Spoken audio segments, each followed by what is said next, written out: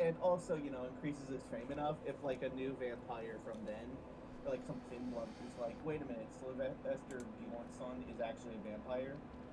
That actually checks out. Welcome everyone back to Myth Machine and the Chicago by Night. Yes, we are in night falls over the city, the windy city, and that's when all the predators come out. Gonna do a little bit of downtiming here with our lovely coterie, who I'm sure are all perfectly upstanding members of the Camarilla and seeking no, what? A few of them are. Anyway. One of them are. Yeah, one of them are. Charlie's doing his best. Yeah. And he's trying, unlike the rest of us, which automatically makes him better. Yeah. A pure soul among us. That is lovely, isn't it? This show is rated R for mature topics, casual murder of humans every once in a while, sometimes desperate frenzies, and the like.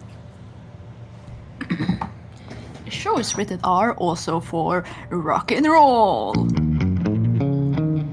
There we go. Now we know that Sylvester Have to do it. Yeah. Sorry. The slightly awkward pause between that and the soundboard activating. I was like, are they going to do it? Is it coming? It's coming. And it was there might be a delay, yeah. Spring has come to Chicago, and who is here from the coterie this time? Hello, I'm Dominic, or Domi for short, any pronouns, and tonight I'll be playing your Malkavian Rockstar. Rock and roll, yeehaw, any of those. Yep.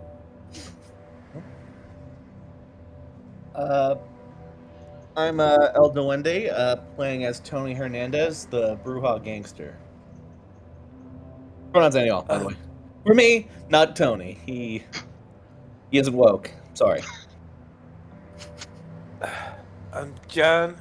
I'll be playing Chris, the toiler body artist, who might be smarter than he seems, but might not. Hi, I'm Enda, he, him. I'm playing Kate Peretti, and at the moment we are many.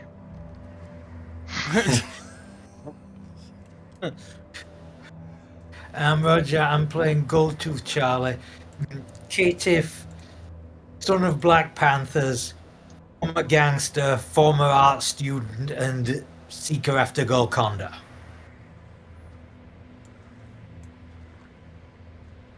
The one good egg.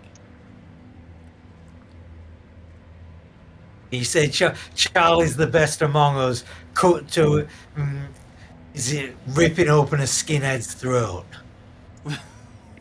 Hey, I mean, comparatively, that's still pretty good. Cool.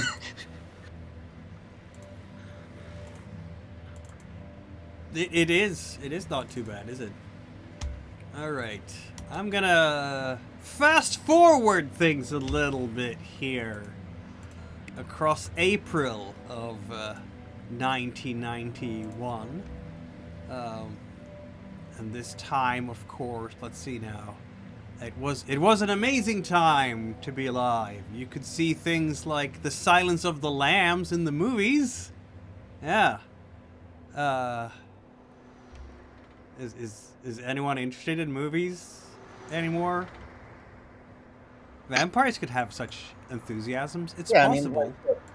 Tony seems like the type who'd watch movies. Too, Yeah, I I feel went. I went to the movies with my buddy Leopold. I'm not. But just I'm because Also, I'm the in closest so you get to bastard doesn't mean I can't have a bit of sunlight. fun. That was 2 people at the same time. Probably the closest Right. you'd get to being able to see sunlight. Yes, yes, it is. Yeah. You And see, also, it's- just because you're an evil bastard doesn't mean you can't have a bit of fun now and there. This is true. Exactly. Teenage Mutant Ninja Turtles 2 comes out. Yeah. Speaking of the youths, oh, I waited so long for that film. If Sylvester was 15 years younger, maybe he would have enjoyed this a lot. The Doors. That's gonna be a Sylvester movie, isn't it? Don't know if I've heard of that one. I have not seen a lot of movies, I will admit. I'm a serious Okay. It's about the band, The Doors. That was Jim the Morrison. movie about the Doors with Val Kilmer Yeah. starring as Jim Morrison. Jim Morrison. Yeah.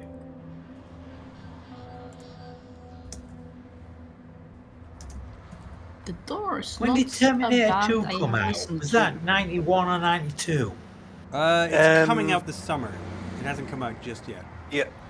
It's coming out like in It's a summer blockbuster. because I remember this is going to age me now, but I think I saw that. Oh no, it was much later that summer. I must be thinking of a different film. But another big blockbuster that came out earlier this year was, of course, Dances with Wolves.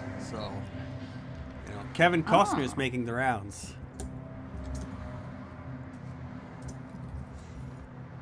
And we're 1 month from Paul Gascoigne going crazy and basically ending his career.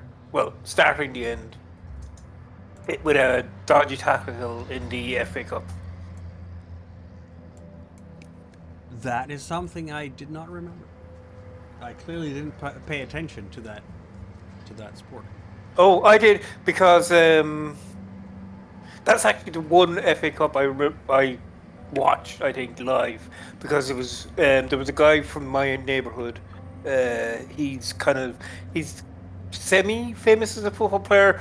Roy Keane's his name, and that was his first FA Cup. Okay. So I watched that one. I have a feeling that the only kindred in this coterie that might be watching anything like that would be Chris, because you're the only sports junkie, aren't you? Like you're a jock, like a true jock. Yeah. And I'm sure Chris is spending a lot of time watching different sports. We haven't talked He's got a about lot of time. where Chris makes his haven. Where is Chris's haven? So we were saying. So I was thinking that, like, as part of his plans to launch, he has a loft above a closed gym. All right. So it's a small loft apartment then. Yeah. When you say closed gym, do you mean just not a 24-hour one, or one that's out of business? One that's out of business that he's trying to reopen it, but right now it's closed because he failed his role last week. Right.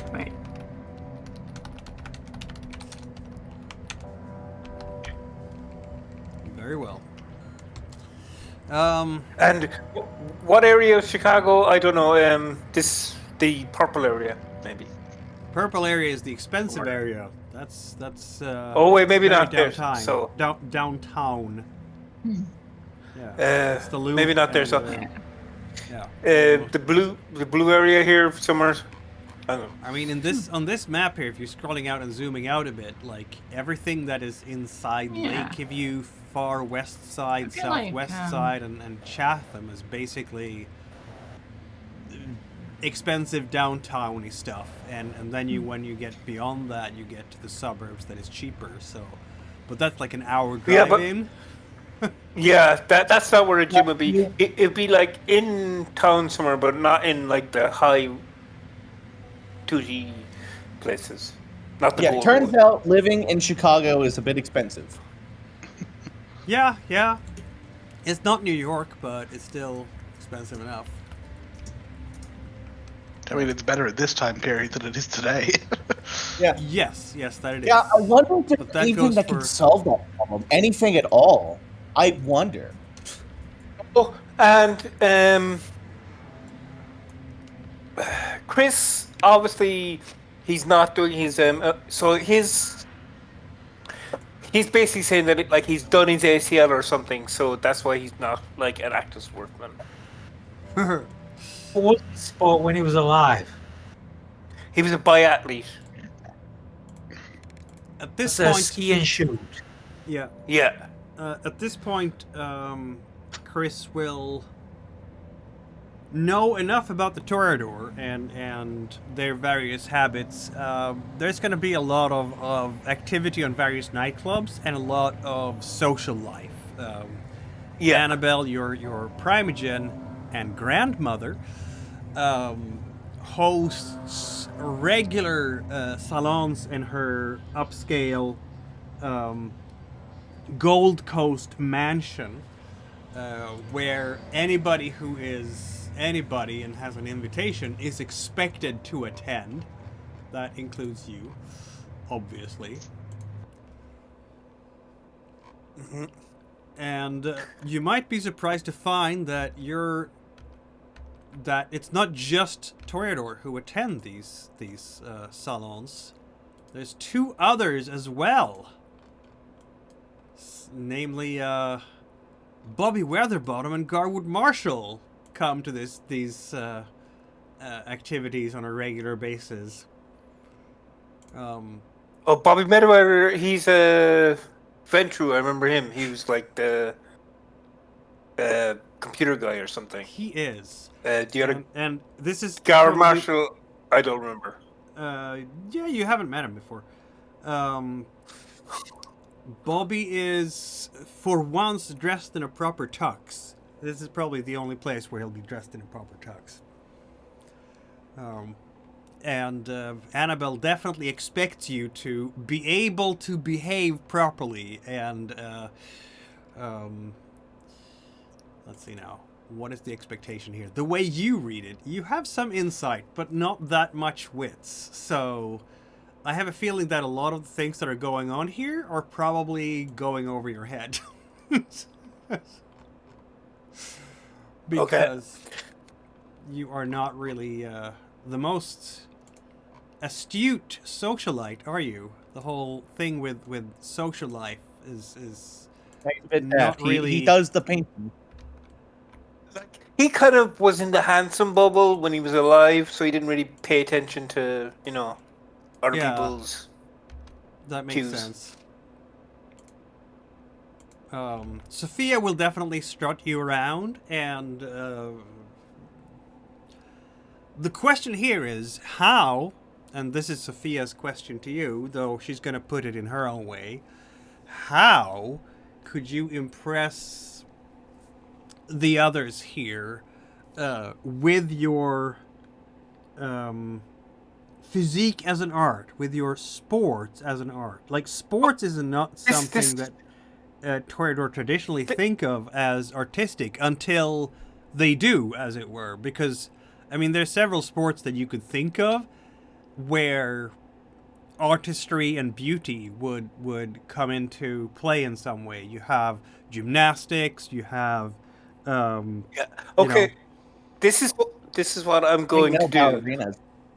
I'm going to pick up, like, this is a fancy smancy party, right? oh, So absolutely.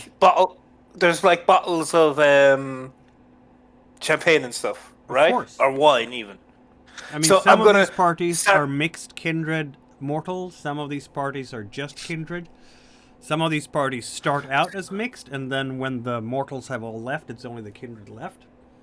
Okay, so I'm going to like start juggling about like 5 wine bottles. When they're in the air, shoot the tops off them, Ooh. Okay. Yes. like they will. like in the Western. All right. Yeah, they Shoot the will crops. enjoy that. There will be applause. There will be nods. The question is if this is considered art or just, a curiosity like you would do on a traveling circus or something. Okay, so that would be the make next it art. question. How to make it art? Oh,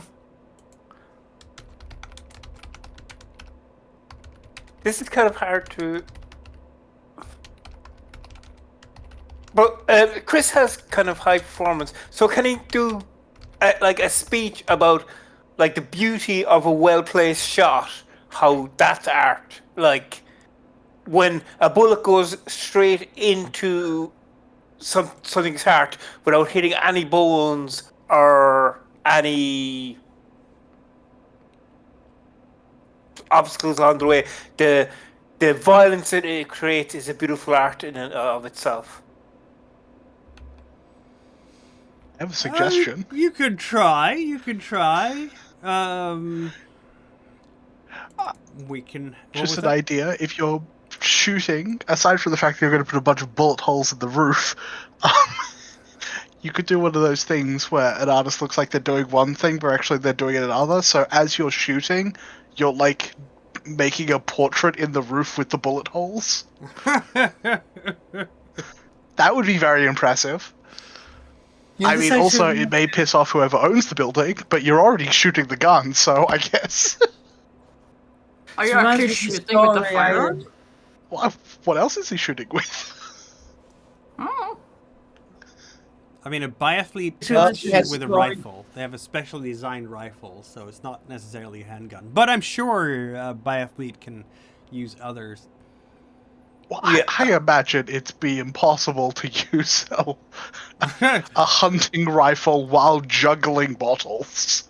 There will be maybe comments. with celerity, it's possible.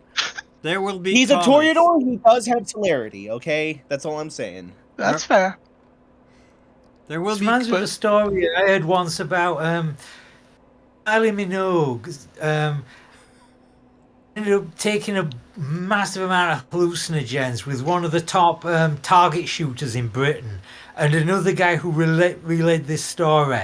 And they were out in the countryside, and apparently Kylie Minogue was like smelling this flower, like this rose or something, when the shooter actually shot through the rose while she was smelling it, and the petals just blew up in her face. And that just seemed like a kind of Toreador thing to do.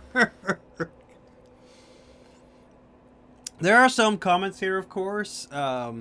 Sharon will say words to the effect of "guns." Really, darling. What a loud little metaphor for your masculinity. I love it. Oh, he's going to like pretend. Oh, he's going to like take it as a compliment, like ignore the sarcasm. Like he doesn't understand that she's being sarcastic. Well, maybe she is, maybe she isn't. Oh, well, either way. You will, in Who knows? fact, be, Chris, as you are at this particular clan meeting here, you will be approached, but not by several different clan members, as it were. But two of the first ones include Michael and Sharon, who are kind of approaching you almost at the same time from two different directions. And it doesn't take a whole lot for you to notice how they're staring daggers at each other. So they're clearly not, that's an obvious... Are they frenemies or just enemies? We don't know yet, because you don't have that much in... I guess I'm going to go up to Sharon, and I'm going to like try to like ask her like what she does in the city, where she likes to socialize, etc. Like make conversation and just see how the other guy reacts to it. Well, I guess we're getting our first taste of Toreador culture, as it were. I don't know how Chris swings, but they are both very handsome creatures indeed. Which is not to be surprising, because let's face it, they're Toreador, right? That's what this clan does. She is definitely going to try to make a good first impression on you with her, how about charisma and etiquette. And I will get to add another die because she's pretty.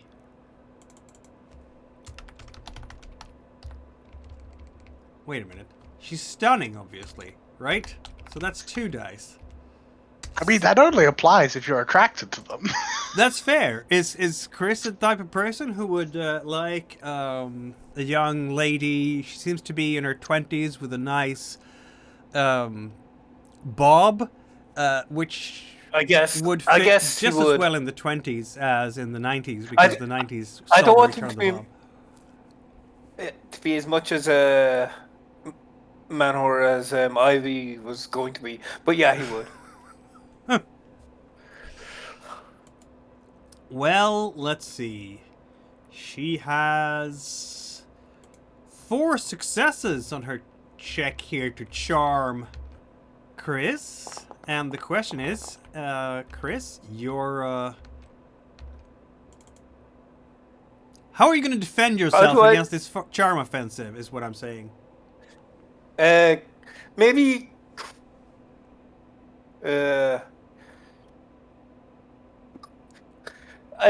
like, I feel like insight plus something plus, I don't know, manipulation. I mean, are you resisting? Well, yeah, because I don't want to, like, I'm kind of trying to keep my guard up, because this is a group Chris's of vampires, play here was to see if he could play them off each other, not if he could become the pawn between them, right? So... Yeah. He's struggling here. Okay, insight and resolve or charisma? Composure. Okay. Insight and charisma. Okay, I'll allow it this time, well, I guess. I know. I just suggested it. If you feel it's not right, you know what? I'm going to go composure just. That makes sense. Because I don't want to start a fight with you. Chris is now swimming with sharks. It's going to be a hard night for him, I think. Composure etiquette makes sense. Yeah. To not fall victim to this. Yeah. Well, it's the same. I was thinking insight because it's him seeing into her. Yeah, that works too, I guess. Composure, etiquette, composure. In this case, he has the same number of dice, so it doesn't matter.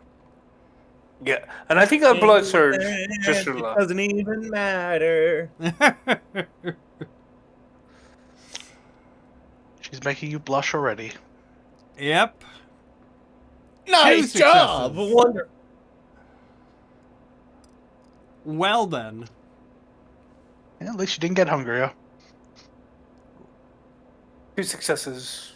Okay. My man is not that was surviving. what you tried to do, and I think you are just, I mean, that's 10 superficial willpower damage just because she is so very charming. As a question, just for the campaign, is it possible we can change those rules? How do you mean? I mean, it seems very broken if any single back and forth between someone can completely incapacitate someone for multiple days.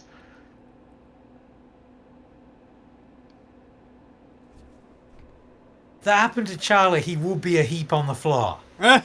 He would. Taking 10 superficial willpower damage would comatose Kate. That would get my ass too. I'd be done. Probably, this was just two. This was two. Maybe. Not three. what? Yeah, no, but this is the first start of a conversation in a scene. There's going to be a lot of talking. No. So it's not. I'm abstracting things here because I want to move the plot along a little bit. So this is like Sharon is chatting him up and trying to drag him away from Michael. Aside from this specific case, just generally, if we could try and revise the rules or just make it so dialogue doesn't give willpower damage unless it's like intimidation or deliberate bamboozling. Well, social combat, if we look into what the rulebook says, can occur anywhere and take many forms, from a stare down in the streets to a duel of repartee and ridicule at a princely court. Now what I'm doing here, of course, is Sharon is trying to charm Chris and come under her sway, that he will listen to her and have a very positive impression of her. That's the objective here.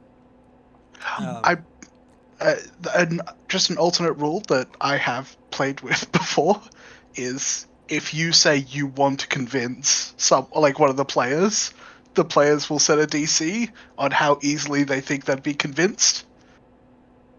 It just takes the damage aspect out, but you keep all of the other stuff. I like the damage aspect. Fair enough. Does he also have to roll to avoid going into a frenzy or getting a compulsion or something because of being so overwhelmed? No, you just that get can the happen. Public humiliation is a thing that can happen, right? But she's not trying to humiliate him. Yeah. I mean, considering you already have one crit, there's a pretty decent chance that if you re-roll this, you could be good. Like, do pretty good. So you can fuck up and. The reason I like this social combat dynamic, and finally an edition that has it, is because every edition has talked so much about how there's daggers in Vampire Smiles, and none of them gave a mechanical reflection of that, in my opinion. So being physically formidable was always much more damaging mechanically to someone else than being socially so, which meant that strong social NPCs were basically always sidelined by the plot, which is not good, because that's not how vampires should play. It was just the difference is it's so much easier to heal health than willpower. Yes. If Chris had just gone along with that and not tried to resist it, what would the consequences have been then? The current rule said he would have taken 4 damage. Right? So, the winner of the social combat achieves the stakes agreed to at the beginning of the conflict by the storyteller and the players. So I guess it could be... it doesn't always have to do damage to willpower, as you say, Ender. So if you just want to allow your character to be manipulated, then it would be like... use the difference in willpower to get yourself out of the sort of the aura of this character's magnetism, I guess. We could do it that way too. That was a thing they it's did just like like an option. You could just say just in future discussions in this scene, you feel more inclined to favor her and just trust the player to roleplay that.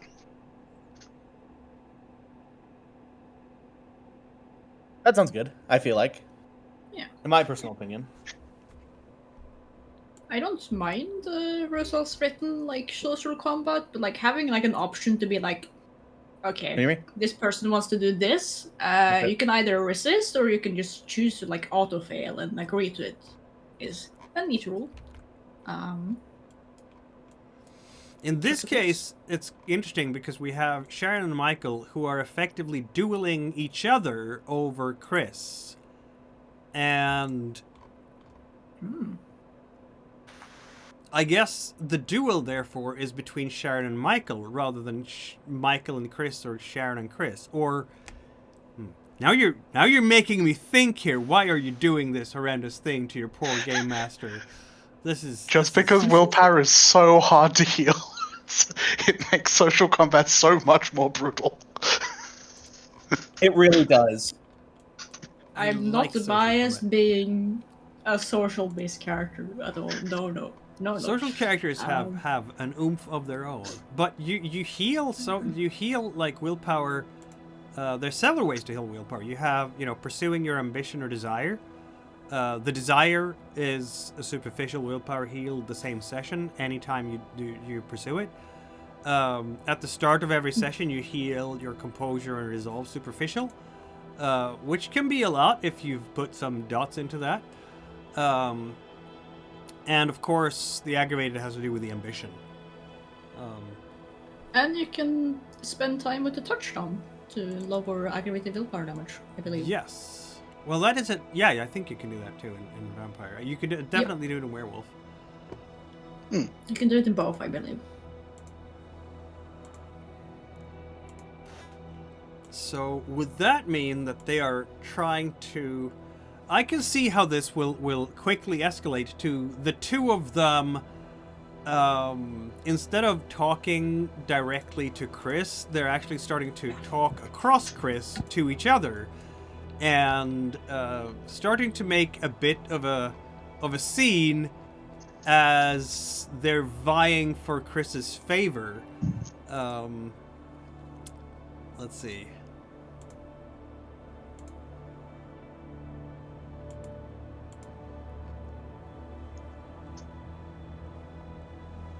Wow, Michael had no luck tonight. Yeah, Michael and Sharon are sort of just fencing each other with words. There are definitely knives in their voices, as Michael is the first one to call Sharon a bad name, skank, or whatever he wants to go with. Not skank. Oh my god. Oh my god. We're old-fashioned here. But eventually, Michael will march off in a huff, and Sharon is going to be the one who is going to be very charming to young Chris. Take him under her arm and lead him around to introduce him properly to everyone. Look, darling, I have to introduce you. This is I understand, of course, that you've had the best possible of sires looking towards Sophia, but between me and you, I don't know that she's never ever, she didn't grow up in higher society, you see, so she had to learn later in life how to dress, and I can help you with that, and she's gonna, correct your color, Okay, Chris is going to try to, charm her back. Come across, as a puppy that needs a house or housebreaking or something like that. Yeah, she's as she watches Michael walk away, she's just gonna, watch out for Michael, my sweet. He'll eat you up and still complain you weren't spicy enough. Maybe I'll let you buy me a drink sometime if you manage to impress me before midnight.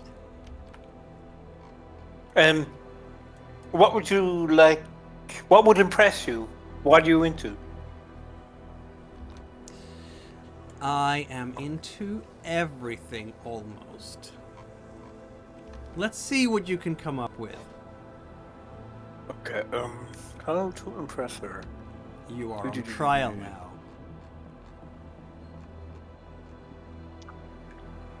When a vampire says, buy me a drink, that's an extra level of sinister. Jesus. What? You are so for real, fraud.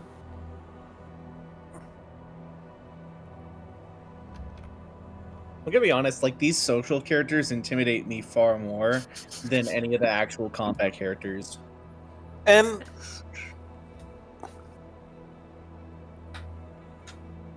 You've done a really good job at that. Thank you, sir. DM. What would impress? And I'm just imagining, though, like Chris with like a little note that says, "How to impress woman?" Question mark? Question mark? Question mark? Oh, she is, of course, ever so rich. So when she takes Chris home to her big mansion on the Gold Coast with her servants and her invaluable art on the walls and silky covers on the bed. Oh, is that where we're gonna end up? Of course it is. Right, Chris? Maybe. You better be good at poetry. Oh, he could read poetry. What poetry would he know? He doesn't really have academics. A lot of vampires are motivated by sex. Yeah. Especially the older ones. Mm-hmm. Yeah. I'll let you think about that for a little while we Chris is gonna dragged into the quagmire that is Toreador Society. Charlie, I know what you're up to. You're trying to Got one-shotted by the Toreador MILF baddie. Yep. Absolutely. Charlie, did you want to try to launch your project again? You tried last session. You couldn't quite get it going, but I am definitely allowing you again to try a launch check here for... What did we want to go for? Roger. You have... I think this might be a sign from God to try something else. Well, first thing I want to do is spend my 15 XP on that third dot of composure. All right. Very nice. A long slog getting here. After what just happened at the Toreador party, I'm thinking this may be the best investment ever. It could be. This is Vampire Society has a social side to it, and yeah, there are even extra damage, willpower damage modifiers for if it happens in public and things like that. If you're humiliated in front of a crowd, it's like extra 4 damage or something. Well, actually, Charlie, can I tell you something real quick? Actually, before wait. Oh, you already spent it. Well, I was gonna say that Fortitude, one of the first abilities that you could get for Fortitude level 1, I believe allows you to use your Fortitude rating for rolls against defense rolls against what was it? Oh yeah, Unswayable Mind. The vampire can add their Fortitude rating to dice rolls to resist manipulation and coercion. Yep. Coercion, intimidation, seduction, or any other attempt to sway the user's mind against the will. Including dominate. But composure is also very good. Oh yeah. What was that? What was that last one you said was also very good? Composure. Oh, just getting composure is good. Oh yeah. As well. Composure overall is good. It is. It also helps you in combat. What with guns? Honestly, composure is probably the better purchase. Also adds a willpower to your sheet, so. Exactly. Yes, I will So yeah, say. it's just first level of Fortitude is cheaper though, and for the future, because that's just 5.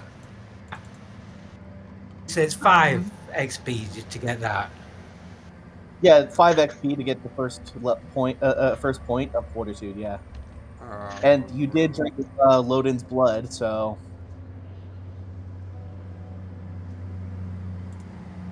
XP costs, if it's a clan discipline, yes.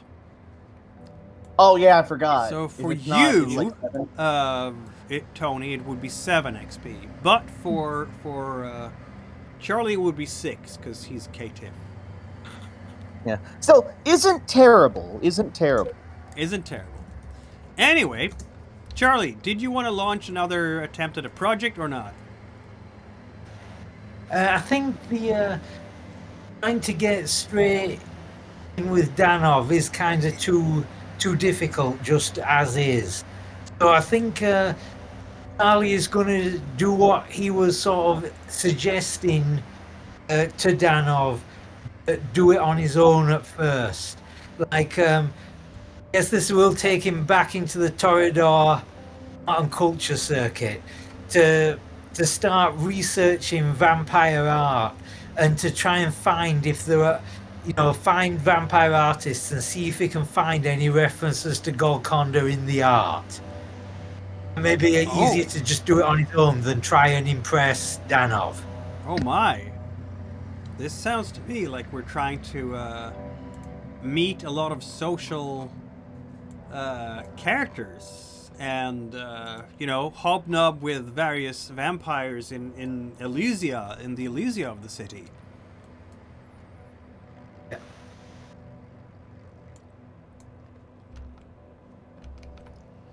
Very well. This isn't great for Charlie's goal to be free of vampire society. No, it's but not. This necessary step to get any information on Golconda, which is kind of fixated on as the goal that would get him out eventually. That makes sense. Well, that's the point, right? To finally get there. You're gonna have an interesting moment, I think, as you are navigating the inner city with its various culture and cultural highlights and active nightlife, as it were. Where did that go? I had a perfectly nice view. There we go. The nightclub streets. I don't know if you're actually going to a nightclub right now, but you're going to some place.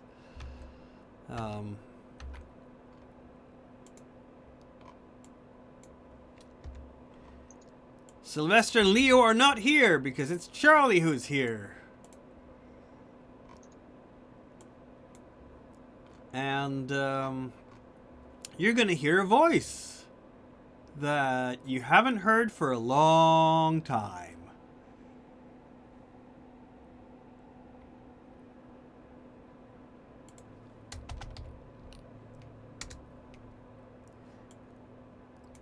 She's just kind of coming out of you're at an art exhibit, and she is, you can hear her, when she's going, Charlie, how are you? I haven't seen you for so long. It's a musical voice almost. And she used to be kind of awkward in high school. She is absolutely striking now.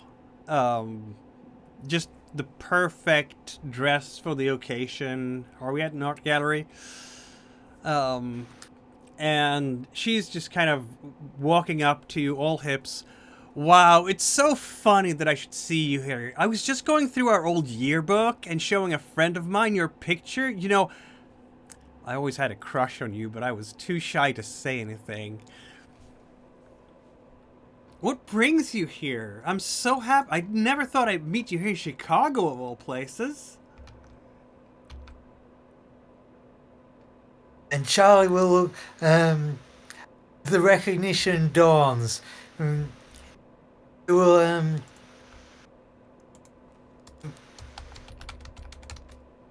look like expansive, spread his arms like,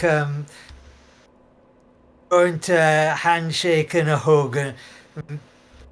Wait, is this somebody you know from earlier in Chicago, back from California?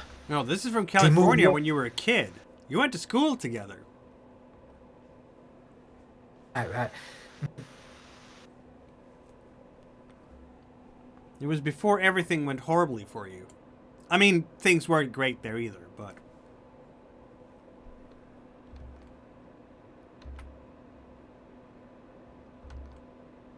So it's I was like, great to see you again. Yeah, I had to get out. Callie went bad really quick. Oh I had no. family here, so I ended up in the window. What about you? What brings you up here? Oh, I haven't. Well, a friend of mine is hosting this exhibit. I've passed the bar, she says, and kind of giggles a little. And yeah, I'm working here for a law firm. Yeah, I went to the UFC.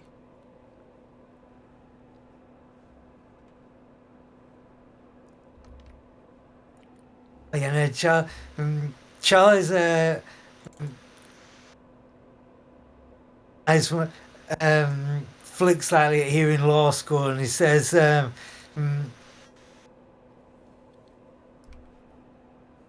"Wait, so she's yeah, because voice they wouldn't have been. She wouldn't be a prosecutor because she's working at a law firm. So I used to say like." Criminal defense or corporate law? Excellent question. Let me think.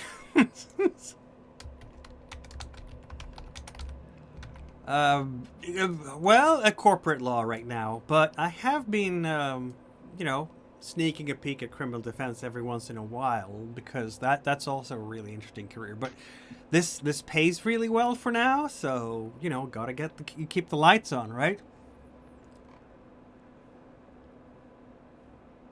That you're talking to somebody who just graduated in art history. That's great. Art history. Well, that's amazing. Then you can, and she's gonna sneak her.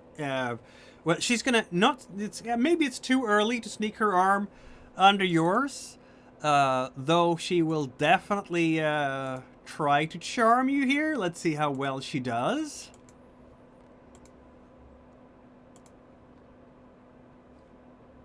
She's a very charming lady, apparently. Well, not super charming, maybe, but charming enough.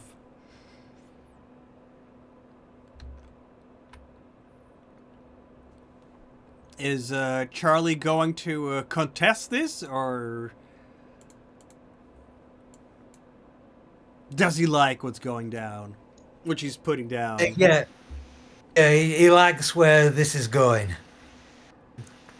Well, it appears that Charlie unexpectedly finds himself on an improvised date with young Melody here, and she wants him to explain all the art to her. Yeah, what sort of gallery are we in? What sort of art? I'm gonna call it. It's one of these exhibits. It's an art gallery that doesn't have like a permanent exhibit, but it exhibits different local artists. So this time it's gonna be a glass blower, because that's not something you come across every day.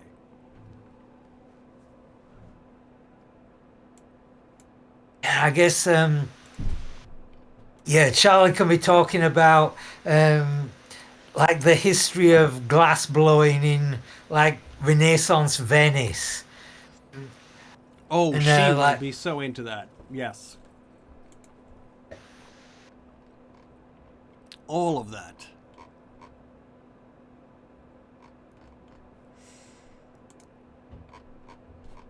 Is everybody else jealous of Charlie right now? Meets a nice young lady. Could she become a new touchstone? Or other significant contact for Charlie? Who knows? You can develop new touchstones in this system, I think she's probably an evil spy. She's quite cute and she has a cool name. Exactly, evil spy shit. Ah. Absolutely. I guess that is the kind of the moment of decision you have to make at certain points. Like, am I getting seduced or am I getting kidnapped by Mossad? Exactly. Am I getting One or the trafficked other, right now? or both. You know? Doesn't have to be exclusive. What was that, dummy? It's like, am I getting seduced or trafficked? Who knows? Both? Both. Both is good. Both is bad. Both is the worst case. Yeah. Yeah. Kate. What is Kate up to during this lovely month of April? Aside from getting accustomed to her new powers and the voices in her head. I think after that whole mess went down, there was a small fire in an abandoned building. Just to make sure there's no evidence left of anything. And I guess she's been throwing herself into, I guess, working on her cult. Like, she grabbed, that's another question. I've got 3 experience left after I've got 3. I've got 4, but I can't do anything with 4. But could I grab 1 dot in whatever performance she was focused on, since she was a Toreador? Well, she or him, right? That's either of them. Either one of them, like their performance, or even just like a no dot, but just like the specialty they had, if they had one. For sure. Let me look it up again. He was a virtuoso on the... I have to look it up again, because apparently I can't remember past... It could be improv, because Chicago is the home of improv. No. It was such a hard no. But yeah, I mean, it is the home of improv, but it's not just the home of improv. It's also, a strong place for jazz and blues and all that. Let's see. Edge. He could have been. He could have been a writer. He could have been a singer. He could have been a dancer. He could have been anything. They're all performances in a way. Well, I guess writing's craft. Actually, could he have been like one of the? Since there's so many like famous people alive, like as vampires in this, could he have been like somebody famous from the Harlem Renaissance who's still around? Well, Edge was amazing at the saxophone, and Stephanie was a divine singer. I guess. You should join Evil my Kate band, singing will be an ominous experience. Yeah, I imagine Kate singing, like, if she wasn't Blushing of Life, would be the stuff of nightmares. Mm-hmm. Like, even if it was beautiful. I guess, but I think it's more out of pocket if she just suddenly knows the saxophone. That is you know fun. what? Let's go with that. That makes sense. Oh, you know what? I have a perfect idea. What is that? Maybe, Tony being the paranoid sort, what with his dangerous lifestyle, might want to investigate why Kate's maybe a bit different. Has she shown anyone that she can suddenly play the sax? No, she's not exactly pulling a Duke Silver. Right. But I am thinking just like, okay. But like, just the irony of a vampire playing a brass or woodwind. That is pretty funny, yeah. All right. What? Yeah. I don't think the Toreador would consider that an irony at all. That's what they do all the time. Well, no, because it requires breathing control. Yes, it does. But the Turner they haven't don't reflected on breathe. that.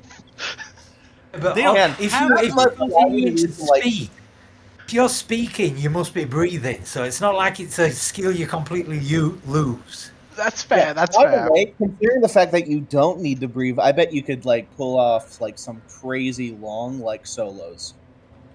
Although musicians cannot That's- do that. They do a thing called circular breathing, where they sort of detach the breathing from the air they hold in the mouth, so they can kind of functionally blow nearly non-stop. That's why they're popular. It's a really difficult thing to do, but once you get it, it essentially means you never run out of breath. Kate has that skill now. Congrats. Yeah, I think probably the most obvious change is if you visit the Haven, you will notice her working on a lot of paperwork and a lot of just general research that she does, but she's doing it in the same way that Charlie does, with just a weird kind of fluency and speed that she wasn't before. I mean, might not be weird. I mean, Maybe that could be an awareness. That could maybe be an awareness check, don't you think? Because it doesn't. The rush job doesn't look supernatural, does it? It looks pretty supernatural. Celerity. It looks is very like supernatural. I don't know. Fair, It is yeah. hilarious. What's his name at the Gary Historical Society was pissed at Charlie for like reading books at sped up speed. Yeah. In fact, Also, That's like, funny. another thing is like, are you gonna constantly at the Haven have like Blush of Life on? No. So they will in fact notice. This is an interesting scene, isn't it? Let's jump into the Haven. Yeah, let's do that one. Yeah. Because at some point, someone is going to ask about her face. Because, let's face it, Kate looks She doesn't creepy look now. great. No, she Yeah. doesn't. I'm guessing she's got the whole thing with like the eyes are just kind of they've become a little bit monstrous. Like they're definitely just on the cusp of being completely inhuman. And also she looks like splotchy skin generally. She doesn't look like a pure corpse, but she's very close.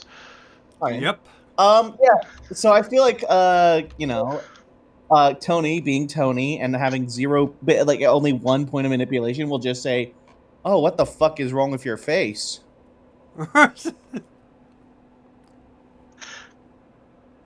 Nothing's wrong with my face. Do you require me to wear makeup? Is that part of the process now?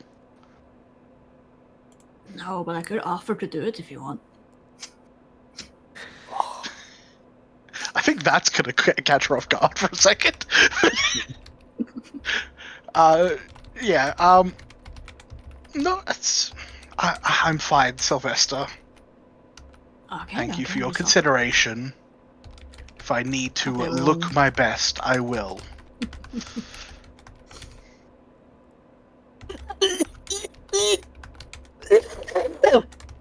The fuck was that noise? What? Death. Chris That sounded dying, like I death. Okay, is so, Chris here now? He's just showed up. I guess maybe Sylvester's maybe just hanging with him. I don't know. Like maybe this is like an intervention thing to ask why Kate's face is fucked up. It is, isn't it? Yeah. We're not angry with you, just disappointed. We're concerned. But although, do we actually know anything about this and what could cause it? Or does it just look like Kate's drank an AIDS patient and sort of picked up the look? That's a good question, isn't it? Well, she doesn't look sick. No. Like, she doesn't look like she has a specified illness or anything. She This just is true. looks really bad. Yes, very bad indeed. She looks, in fact, To quote the book, ashen pallor shades. So the shade of ashen pallor is moving more firmly into corpse-like. Could I maybe do an insight or occult? Yeah. I feel like. I think we've also encountered probably this look Ballard. in Ballard. a bunch of the older vampires Absolutely. that we've come across. Oh yeah, you have. Yeah. Like Ballard. Yeah, so- but Ballard looks even Ballard worse. is what I was thinking of. Like, he may have been Blush of Lifing because we didn't meet him at a Oh yeah, what do we he would call have it? definitely been Bush of Lifing when you met him at Daly's, the restaurant. Yeah. Yeah. For other vampires, though, you know, like, so we've definitely probably know at this point. Also, I mean, I feel like, you know, that's one of the things you could definitely run down to a new vampire, you know, just like, oh yeah, like the more like of a bastard you are, the more corpse-like you look. To be fair, though, it's not something that Kate would have inherently just noticed. Or cared about that much at this humanity level. Fair. I think Sylvester might just be thinking you're just having a bad day with 2 successes. Oh, And then Kate's not Charlotte- trying to deceive anyone at this point, so this is not an opposed roll. I guess it's just up to the storyteller to set a DC. Yeah. I don't know. You none of you have specialized in the occult or like vampire lore and whatnot, but those of you have a tutelage of an actual sire, which is Kate. Because Chris has Kate's got had both- An occult? Chris has had it. Charlie too. did. I mean, also, did like, see- anything like etiquette or politics related to, like, vampire hierarchy could possibly be used. Because it means you've interacted with a bunch of them. Charlie would have seen before you ate the second one, when you just drunk the first one, when Charlie and Kate were hanging out together, like at that meeting that we were supposed to go to, but then nobody turned up. Charlie would have noticed there that you'd already significantly changed and were looking a bit different and seemed significantly colder. And without mentioning names, when he was hanging out with Danov, he probably would have asked Danov what it means when a vampire suddenly changes like that. Well, the thing is, Danov is not your mentor yet, so you'd have to But convince Danov would him. definitely know. Danov would And know. may offer. But would he reveal this, or would he regard it as a test as a way to test Charlie? So I'm I gonna feel like have it's you... more of a warning thing. Yeah, like but- warning him away from those sorts of vampires. Because Yeah. Danov wants him to succeed. Oh yes, my pupil. This is what is called a He's red not flag. formally a pupil yet. Like you've The only known reddest him for flag. a matter of months, and this is a vampire elder. He might be, you know, he might be considering this the entry exam to his vampire school of having a healthy humanity, which might take a year for all you know, because he might be picky that way. You know, just seeing if Goldtooth Charlie has the true metal in him. Elders who have been around for a while, they have a different sense of time and scale. Yeah. The how they scale time is very differently. Just a week is the blink of an eye. So A decade, an afternoon. yeah, exactly. You have some charisma. You don't. Yeah, okay. Well, are we gonna do with charisma academics, or is it charisma persuasion or charisma etiquette? How is Goldtooth Charlie going about this? Because we don't roll for charisma academics very often, but if this is a conversation on theoretical level, if you will, we're discussing the humanities of the whole. You know, see what I did there. I think specifically the scene with Charlie that we did last season, specifically after while we were waiting, I did specifically say that, oh yeah, she's coming off a lot more callous Yep. than she was even like a few days or weeks ago. She is. Yeah. Tony is suspicious of Kate, but yeah. That's about it. Just keep an eye on Kate. Yeah, she was callous after the first diablerie. After the second, she looks worse. Point is, Tony is keeping a gun under the pillow. With your Gun on the pillow. You are. I can now dodge bullets. Not well at all, but I can do it.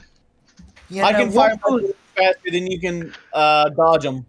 Oh, completely. She's got 2 dots of dex and no other defenses. Exactly. You're cooked. What happened with the when you grabbed those 2 in the car? I can't remember now.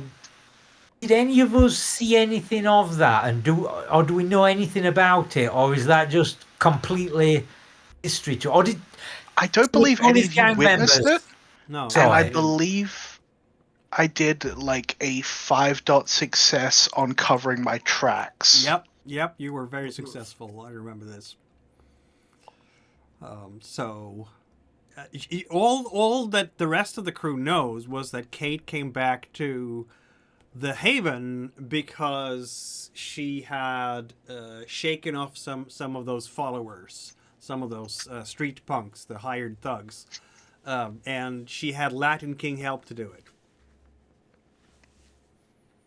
So I believe the Latin Kings, a few of them, do count as witnesses. Oh yeah. That there could be witnesses among them. So that could be Tony's way in of figuring out that something's wrong, because they are Tony has his some gang. influence. Once Tony has some influence over them, and that's coming, he might. Well, get the word that way. bodyguard Latin Kings were the ones who witnessed it. No, not the body. This wasn't the coterie's, the Haven's No, bodyguard. they were at a This was different just location in the quarters. members of the gang Yeah. in a nearby area. Yeah. Oh, okay. Because this happened like 3 or 4 streets away. This didn't happen like on the doorstep. All right, but I thought didn't you call them to do the same thing again or whatever? Never mind.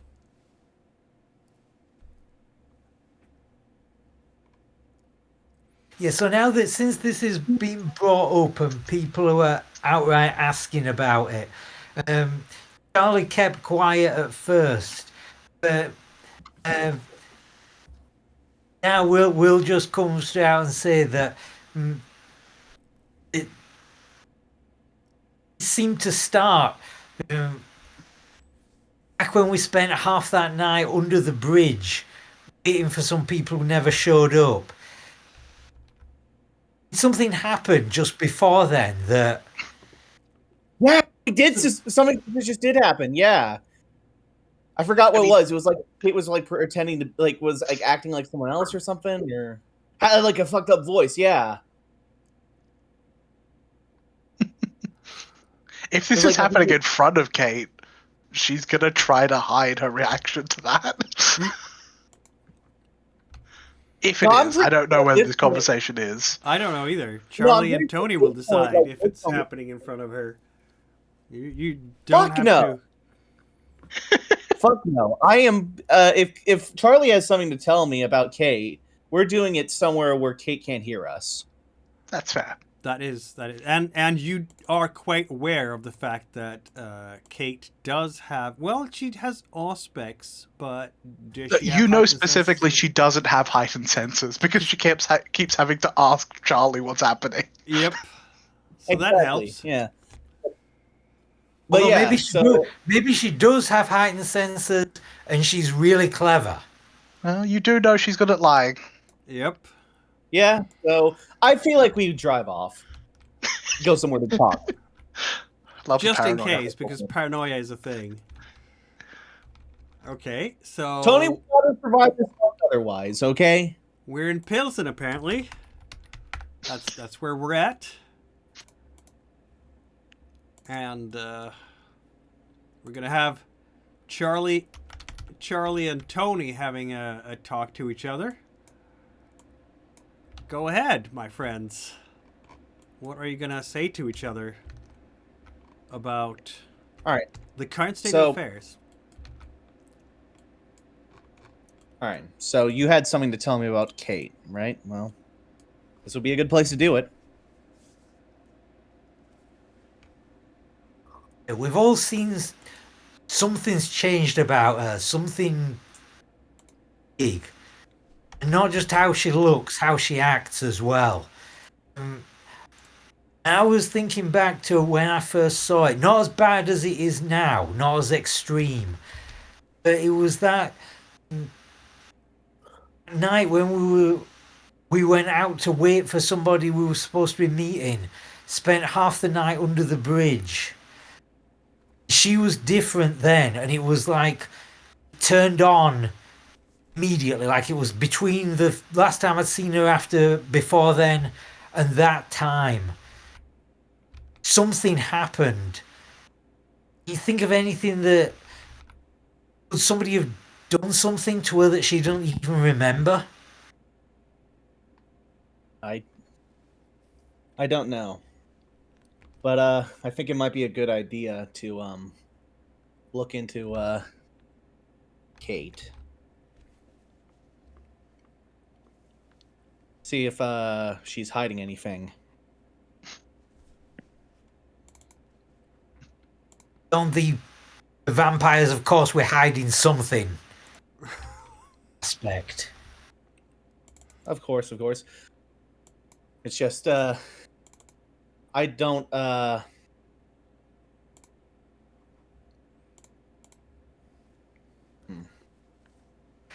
It worries me a bit, that's all. Yeah, she does seem cold, callous now, but have you ever seen it since the start? Have you seen her do anything directly dangerous or hostile around any of us? Like anything that seemed like a direct potential threat? Or does she just seem off? Off for now, but I don't think this is something we should let lie in case it gets worse.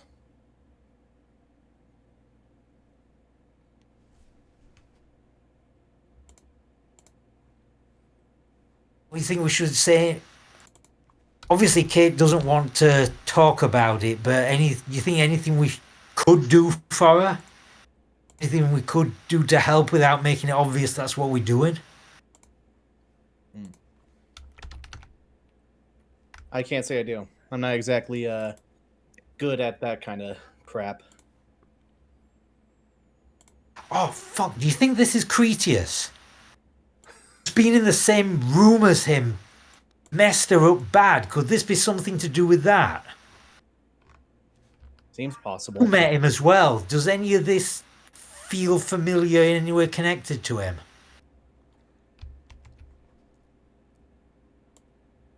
No, not necessarily. I hope it isn't.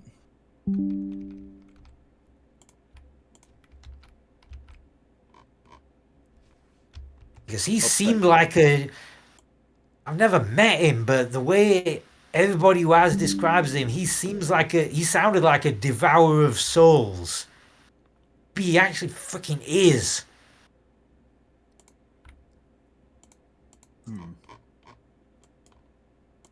Okay, well, I don't think it's Cretius. We'll put that on I so hope not pile. Yeah. I think if Cretius was involved in Kate's mood swing, I think he would have done something to me as well. So, I guess as you said, we'll put that on the list of things we hope aren't true.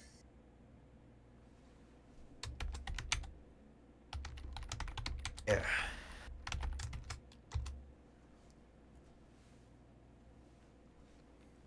Let's keep an eye on it. Wait developments. Yeah. All right. I guess let's head back. I guess, are we in like, did we each bring our own car or are we in one car? Up to you. I figured that we just brought one car, since it'd be, unless If Charlie wanted to drive his own car. And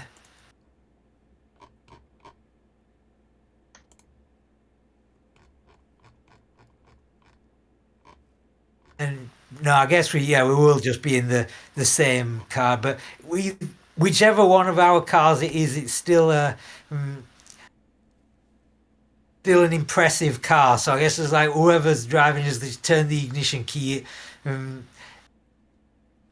just sort of rumbles to life, and we pull off from the curb and get back to the haven. Very well.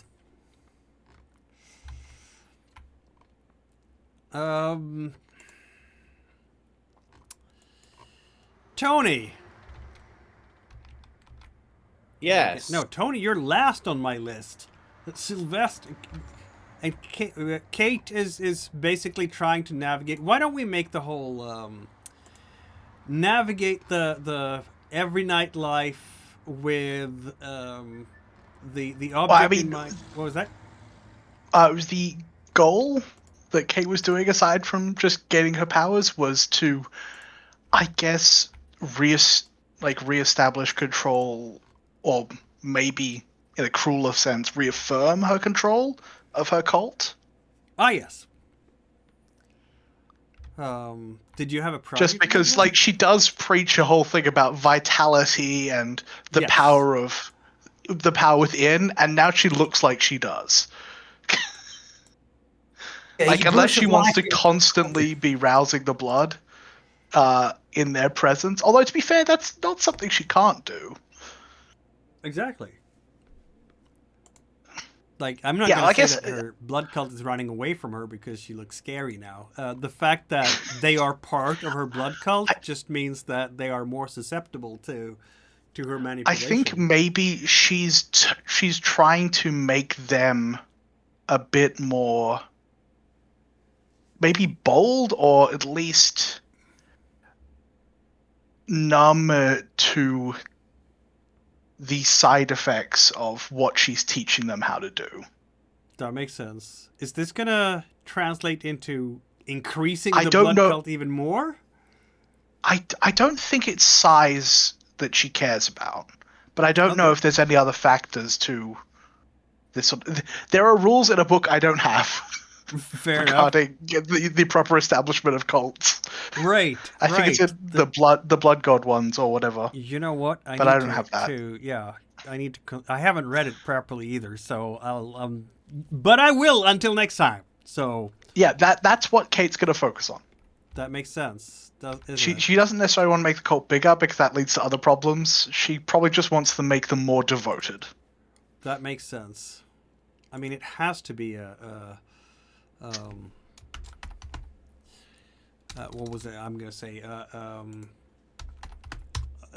something interesting to for her to toy around with here with her cult, because I mean, I have the book,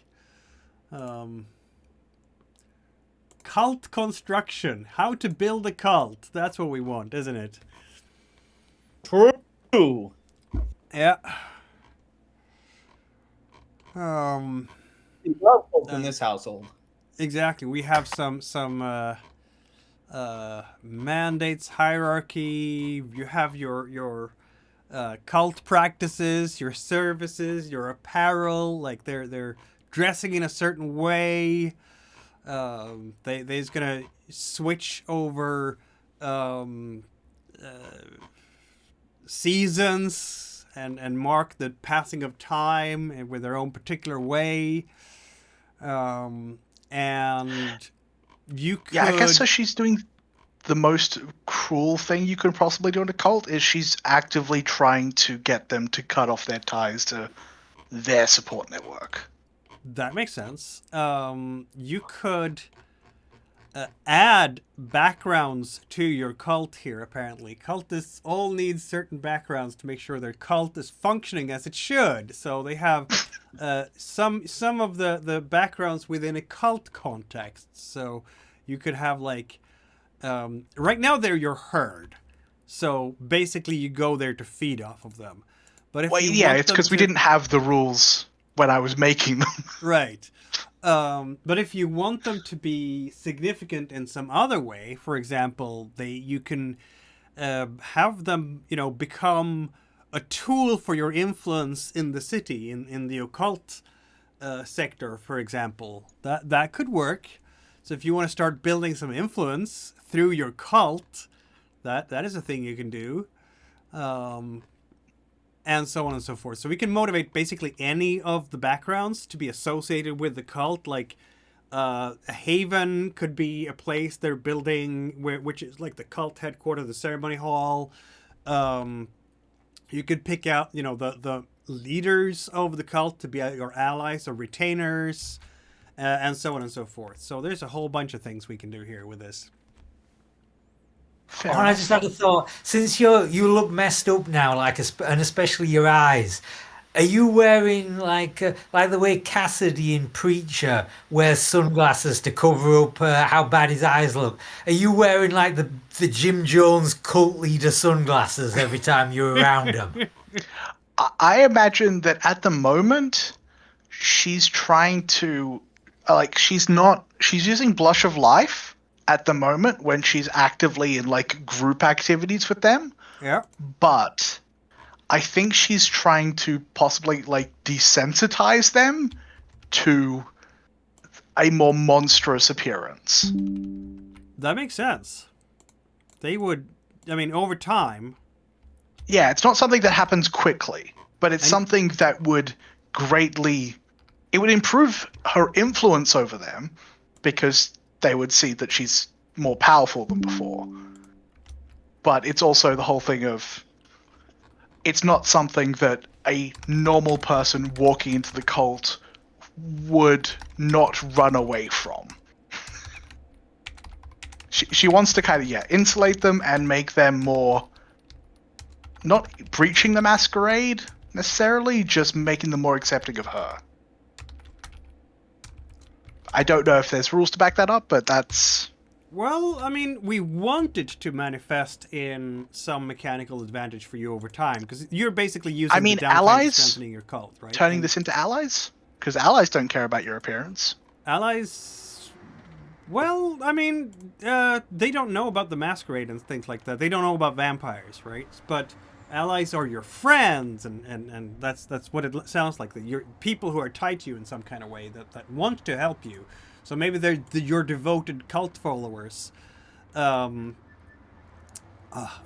happy to roll whatever you need me to. Because I'm not sure how this will work. Let's call it a project for simplicity's sake. Yeah, that will help. And you're going to start grooming one of the cultist leaders to become your lieutenant, so that when you're not available to be there, basically it's going to be a pyramid scheme, isn't it? Which is not weird, because you're Tremere. That's what you do, isn't it? Does that mean I'm turning one of them into a ghoul?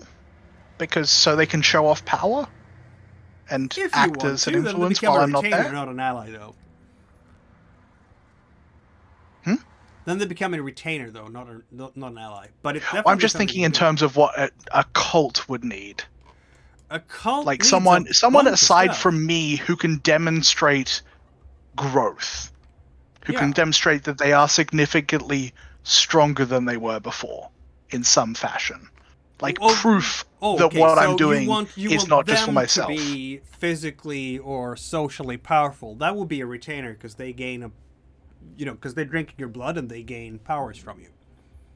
Yeah. Like, getting them a dot of, dominate could be very useful. Or presence. Yeah. So what powers are you actually showing in front of the cult? What powers have the cult actually seen you use? They've seen me use basic blood sorcery. And the ability to... I don't think I've shown off full mind control, but the ability to just instantly hypnotize someone. That's definitely something she's shown off. Not a breach of the masquerade at all. Because, Well, as long as she doesn't mention vampires, it's all just like generic hypnosis and I guess the corrosive vitae, the ability to turn blood into acid, is that it's not a breach of the masquerade, but it's definitely a breach of something. It's a breach of something. You could say since you're Tremere, you could say it's like you could like you could dial yourself up in like hermetic order cant, like talking about like that kind of thing. Let's see now. Maybe. Since you know blood magic and such, why don't we say that the launch roll for this will be occult, and I'm gonna allow you to use your specialty because you're literally showing off your blood magic to impress them, right? So that's gonna be another dot there. And then we have, your herd, which is your blood cult, so that's +3. And then give you another 2 dice for your dominate. That's a lot of things. Yes, it is. We're going for a difficulty 4 on this one because you're trying to create retainers. A retainer, which is in fact your goal. I've got. So what? I'm adding my occult. Yeah. Plus any attribute or not? No attribute on Okay. project rolls. So it's So just occult plus dominate. plus dominate plus your herd. And no willpower or blood surges allowed for this because it's like over an extended. Yeah, it's a overtime thing. Yeah. That's fine. And my herd is 3 dots. If you do dress this up in sort of Western occultism kind of thing, you'd essentially have created the Solar Temple. Yes. Yeah, Well, that had multiple mass suicides in like France, Switzerland, and Canada, I think it was. Well, I do practice ritual bloodletting, so. Yep. I mean, it isn't that far, in terms of It fucked really up shit. isn't. Well, that is a cracking success with a crit. So you don't have to put any of your own background dots into this as an investment over time. So over time, you're going to have a retainer, a level 2 retainer, who has drunk your blood and will serve you faithfully in the name of the cult. It's nice to have someone who can do daytime paperwork and other things. Yep.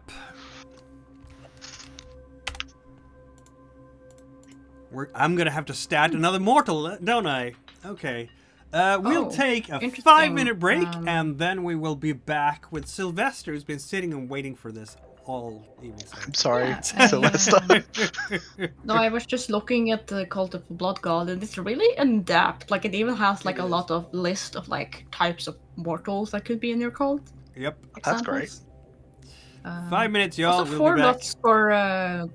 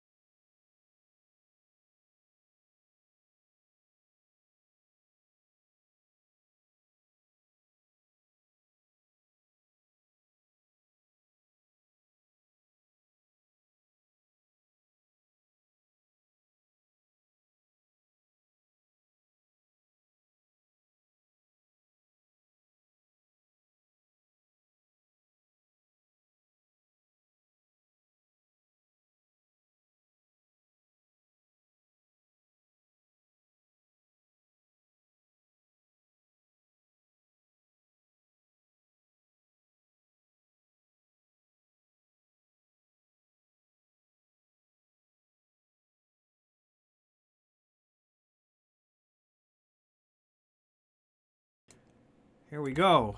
And, yeah, Sylvester, what are you doing at the spider room? That's for your, that's your groove, isn't it? Yes. I've discovered another problem with the rules, by the way. I think They did not last put time. rules, man. Sylvester was he just performing or was he smooshing? I don't remember. No, It's he been was a hot minute. schmoozing, and he's getting, you know, over time he's gonna get his filthy paws into the spider. Yeah, so it's absolutely. imagine the first time it's more like a, you know, polite, just like acquaintance smoozing, and now he's gonna start getting more personal with the owner, being like, "Hey, you have free time to maybe have a Foursome? Yes, of course. no." Unless that's what they want, but no. To have like a relaxed night or like a friendly get together, maybe.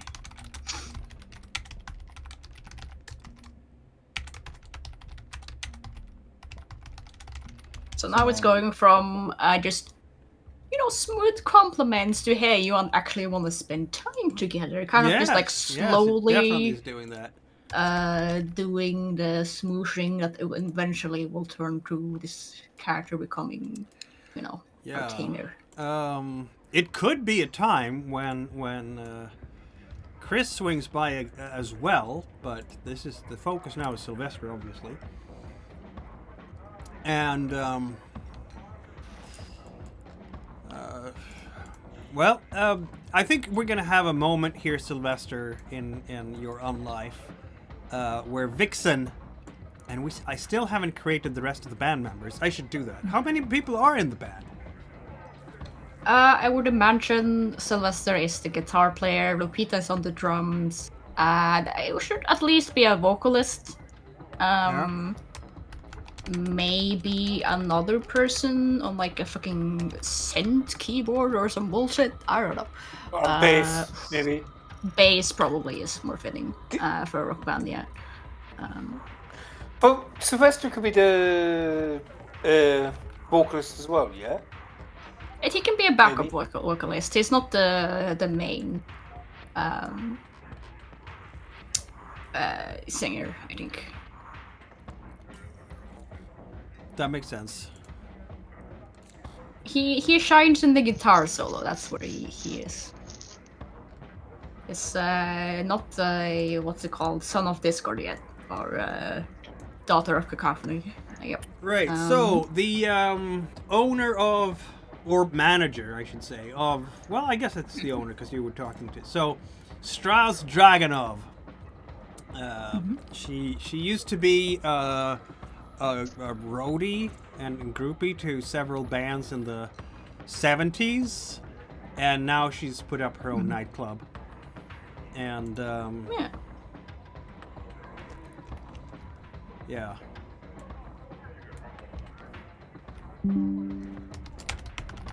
Yeah, so I think Sylvester would kind of see when she maybe has free time and invite her to chill, essentially, just over. I mean, she's definitely doing that. Yeah. I don't know how much time she spends doing the actual work. Well, as you're sitting here, and I mean, she is a busy person because ownership also means taking care of the place. Every time someone punches a hole in the wall, or there are unfortunate accidents with the furniture or anything like that, she needs to get in there and take care of it and make sure it's spick and span for the next show and the next night. So she's gonna be a busy person, absolutely.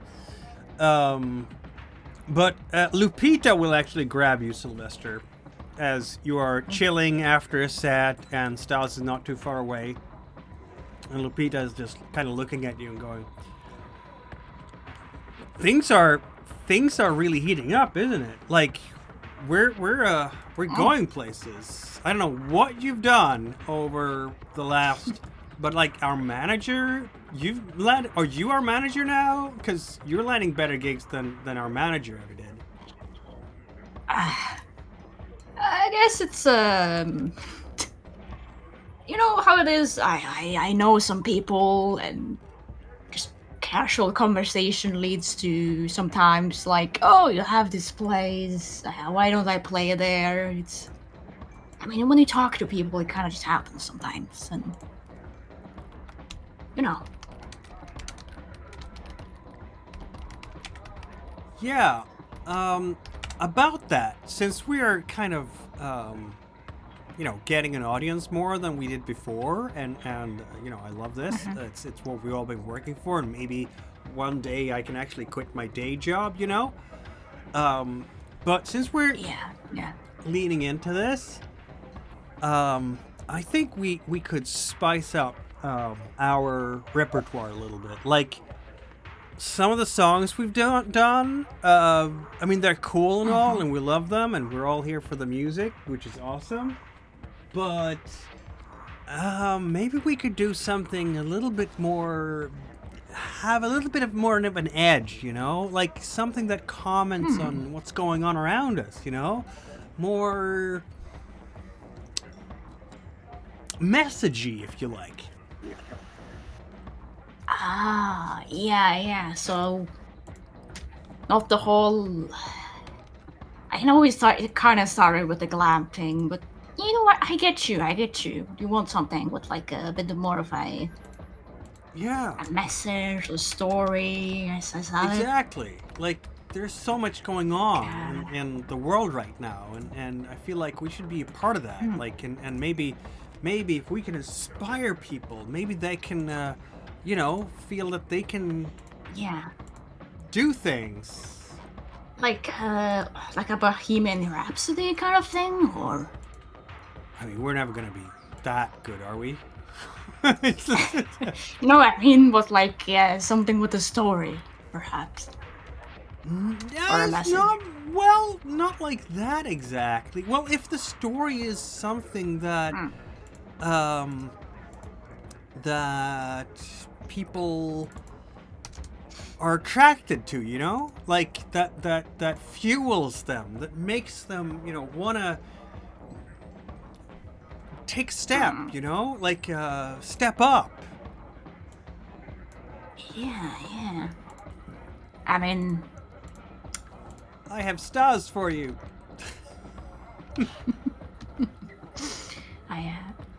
What's I mean, I have some vague ideas, but is anything? I feel like you're probably itching to send a message, so out with it, Lupita. You can tell me. I'm sensing the beginnings of a ghoul polycule here. She's not a ghoul. She's my friend. Yeah. She's much more exposed. She's a touchstone. I'm sure she's not getting hurt or anything. I can't have 2 ghoul touchdowns. That's gonna be a lot. There are 2 types of humans, but look, there's 3 types of humans. There's food, ghouls, and enemies. Shut up, voice in my head. You're not the one with that particular voice in your head. That's a different voice. But so, I kind of missed the last sentence. Could you like align me? Oh, right. About the messaging and she's gonna show you some lyrics that she has put together, which is basically all about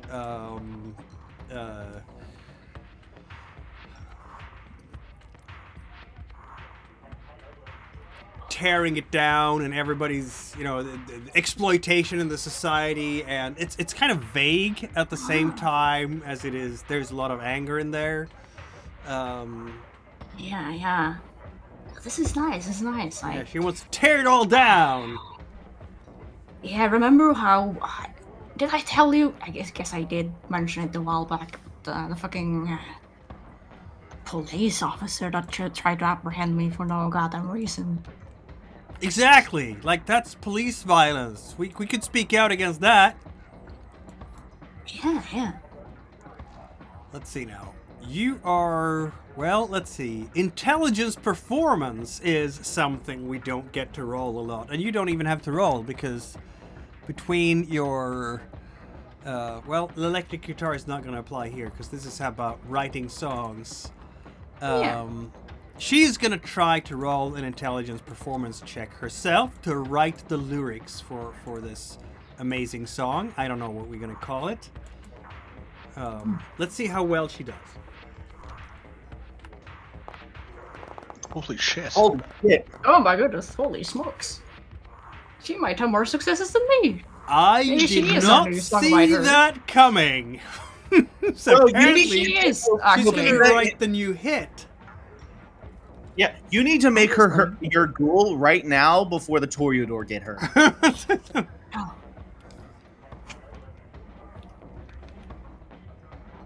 Yeah, I think Sylvester actually is gonna look at like the quickly scribbled down song lyrics and be like, "Wow, Do not let Chris sure ever you're know not about creating, sure you're not creating the next Bohemian Rhapsody." This is good stuff. I'll never be that good. This is just some ideas I had scribbling down, and the rest of the gang is like, "This is awesome. We gotta do this. We need to have music to it." Be. Yeah.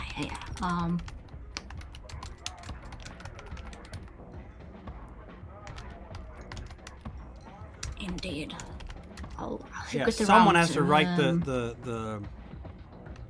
the music to these lyrics. But apparently Lupita is absolutely amazing at writing songs, and she will never ever write a better song because I'm not gonna roll that well again. So maybe my intelligence performance is like the instruments actually. I mean, She yeah, is the why not? lyrics. Could be. I was thinking about your intelligence performance used to evaluate her writing. But I mean, when you are inventing the music, you're playing your instruments at the same time, aren't you? So Yeah. But on the other hand, is playing music, is it dexterity when you're playing a song that you already know, or is it feel some like other thing here? If you were to craft like new, like the writing, like the musical part could be intelligence performance, definitely. Because you're kind of thinking either intelligence or wits. I feel it could work because wits is filling it out. Intelligence is more the school type of writing music. Is like knowing how this works with that and stuff. If any of us knew as a saxophone virtuoso now, you could get her to improvise something. Completely unexpected, we now have the Malkavian writing the song text instead of the Toreador, who is in fact absolutely useless at this kind of stuff. That's so funny. That's so real. Hell yeah. Fuck yeah, absolutely. I fucking Good love music comes out of damaged goods. Man, Malkavians are never beating the allegations that they're the best clan. For real. Oh, right. This is great. I need to like properly feel out the chords later, but I came out to speak to the owner of the club, so I might just get back to you on that. Sure. You're doing great work. Don't beat yourself short. Thanks, Syl. That means the world to me. You have made your touchstone very happy. Yippee! Okay, Tony. Sylvester rolled. Oh no. I'll try not to make a fool of myself. All right, so Just a little bit, maybe. maybe a little bit. I guess that brings us to what is Tony doing? Yes, it is. It does indeed. I'm thinking, Tony being Tony, and being played by me. He's a bit of a risk taker. I'm thinking maybe he makes some moves related to getting influence. But you Using are already maybe- getting influence. That's like Yeah, your no, but project waste. talking You're all like tapped maybe- out. Like speed. Oh, I mean, like speed up the influence. Like, you know what I mean? Oh, okay, yeah. You can do that. Yeah. Like at the end of April. Oh, sorry. Sylvester. The project. Oh, you but you already started the project last session, so. Okay. Yeah, you can speed it So up. is this though, the same? Whenever. Yeah. Is this the same like time span? Yeah. This Yeah, is just this like is all happening relative- social fluff happening in between. Got it. Yes. Exactly. Sweet. Speaking of social fluff, I feel like if this were a TV show, I feel like I would have switched around things where like never mind, I'll tell you later. I'm gonna roll if it's okay, streetwise plus gangs for the influence. Okay, and I'm gonna roll 4 dice because we're doing this at the end of April, apparently. Nice. That's pretty good. That is okay. Let's see what the... if the evil project agrees with you or not.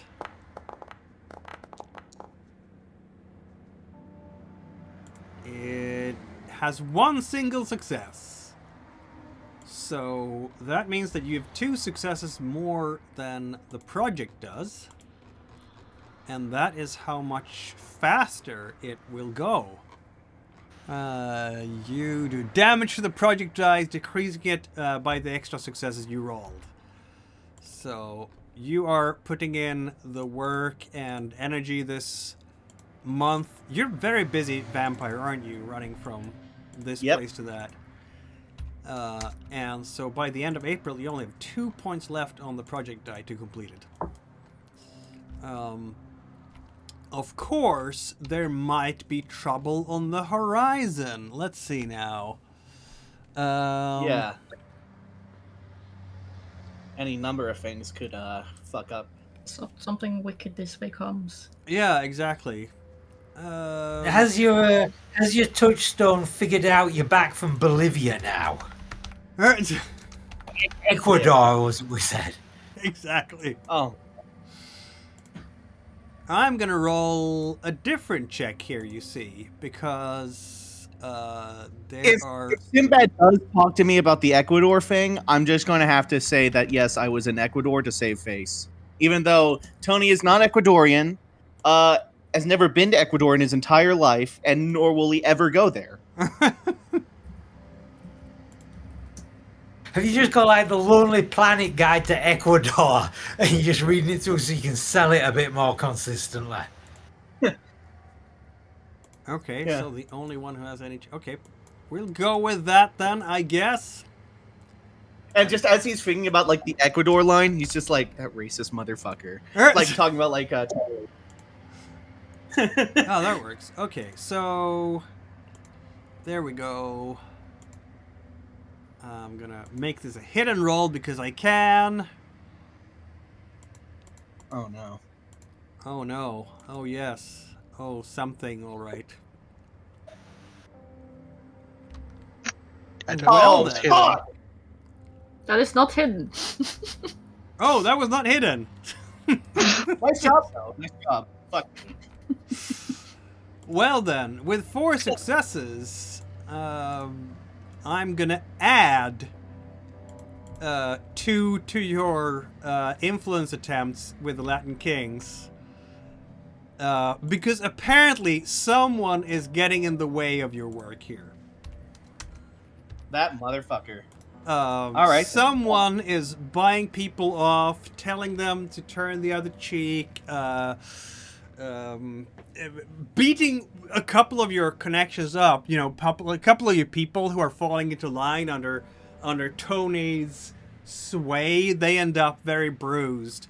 Maybe someone even ends up in the hospital on life support. Who knows? Because lethal body is a thing, right? If Tony ever finds out who did that, which he doesn't know because it's a hidden role, well, it's supposed to be, he is going to probably maybe do some radical action towards that person's humans. I mean, it's like it's escalating between Anarchs and vampires here for some reason. Shocker. Speaking of which, I know the rules, You know the rules. You can do anything. Yeah, you can do anything you want to the humans as long as don't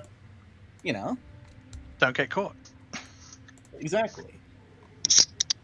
Well, we're gonna have a little meeting here. In fact, and the whole coterie is invited. Not necessarily coming. That's up to you.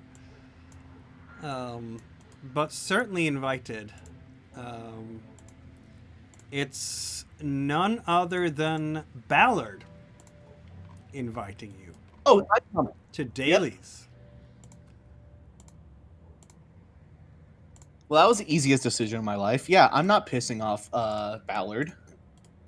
Everybody else, are you coming? Say that again? Are you coming when Ballard before that. To a meeting?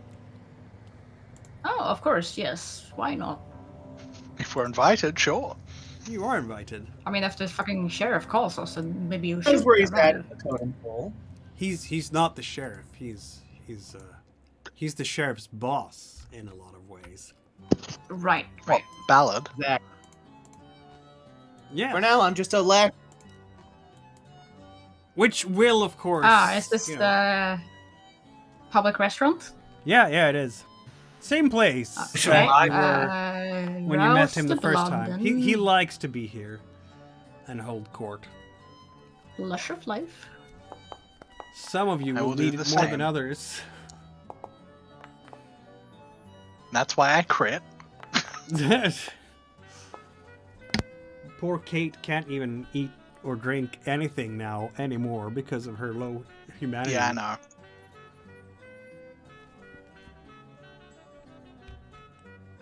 Tony will be bringing along a rental suit.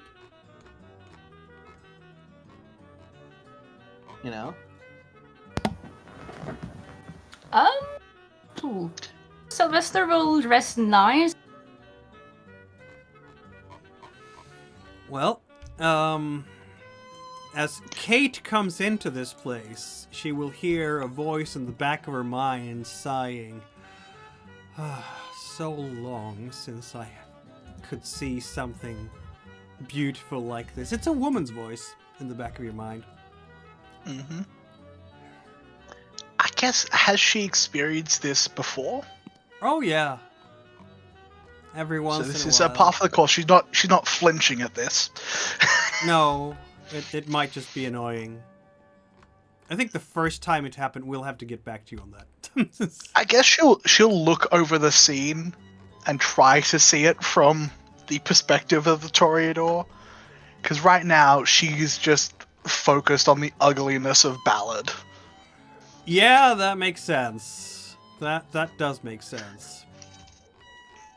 I think she's also wearing not like a fancy dress, like she's wearing a very flowy thing, but it's also, she's got like pins on her collar, which are like clan Shamir.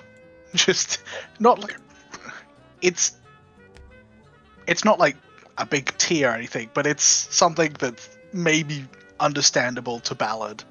It's just like, oh yeah, I'm here as a representative on behalf of my clan. Do not piss us off. Oh, clan symbol cufflinks would go hard.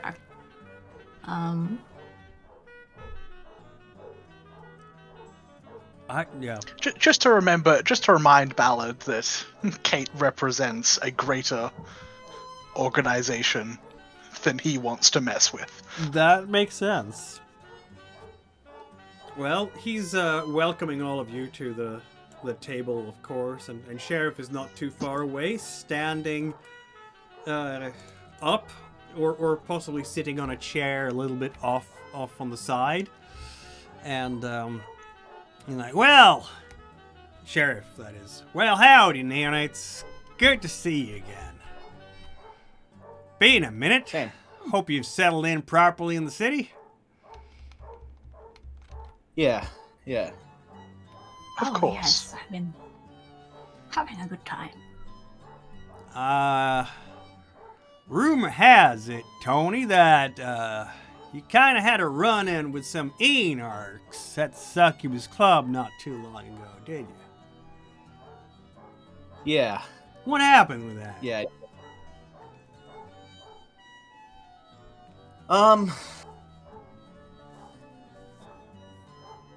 We said some unkind words to each other. They weren't a fan of me working with you, Sheriff.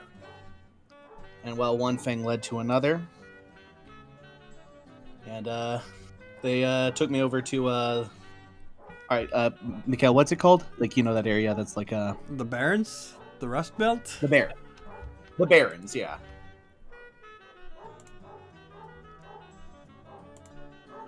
Oh, they did they?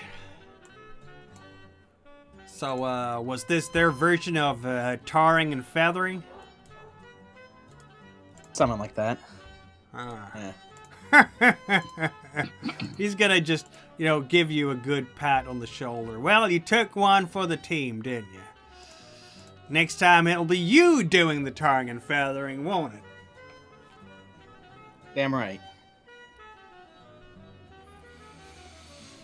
Well, Ballard is sitting there and letting the sheriff do some of the small talk before he will start with his spiel.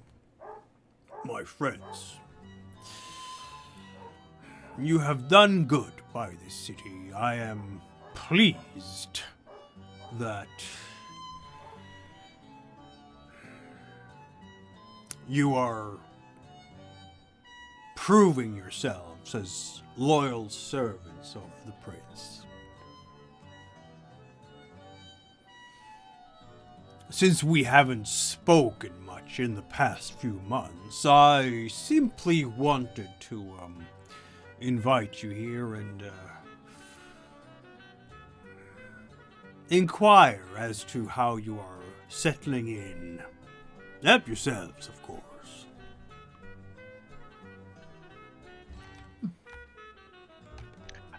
Kate's going to say your generosity is well received.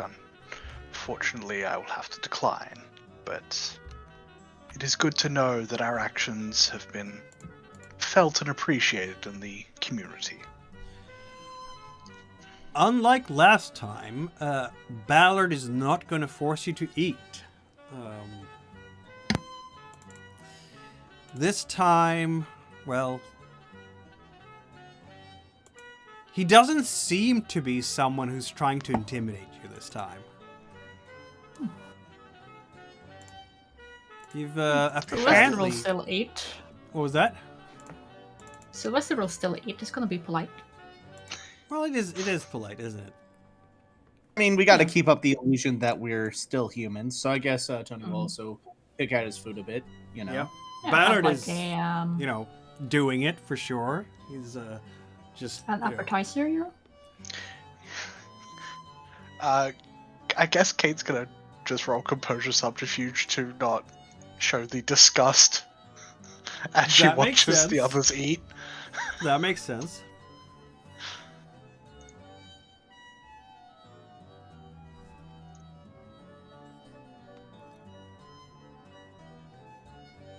Just need one success. Well, that Okay, was good. plenty. Kate is the epitome of Manners. manners. Yes, that's the word I was looking for. Well, the city has withstood many a storm from those who has tried to blow it down.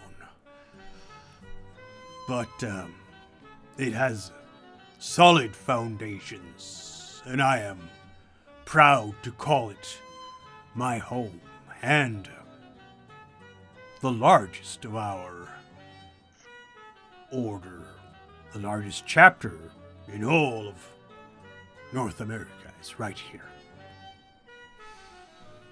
We are a bulwark around which the others can feel a strong foundation for all the activities of our order across the continent.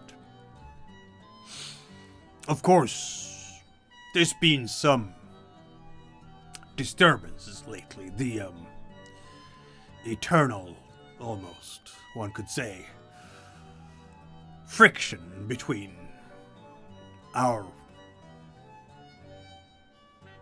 system and that of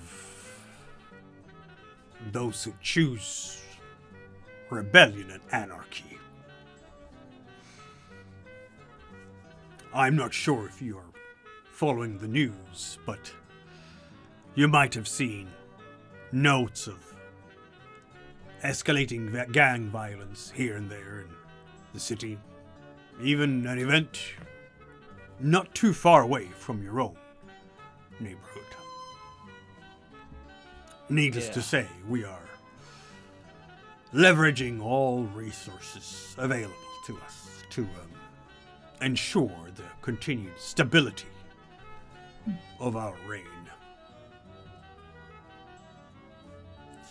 And of course, as all loyal members of this order, we are all expected to pitch in, aren't we?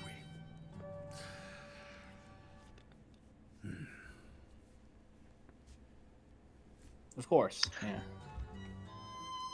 Kit's just going to say, of course. Every member of the tower must do their part.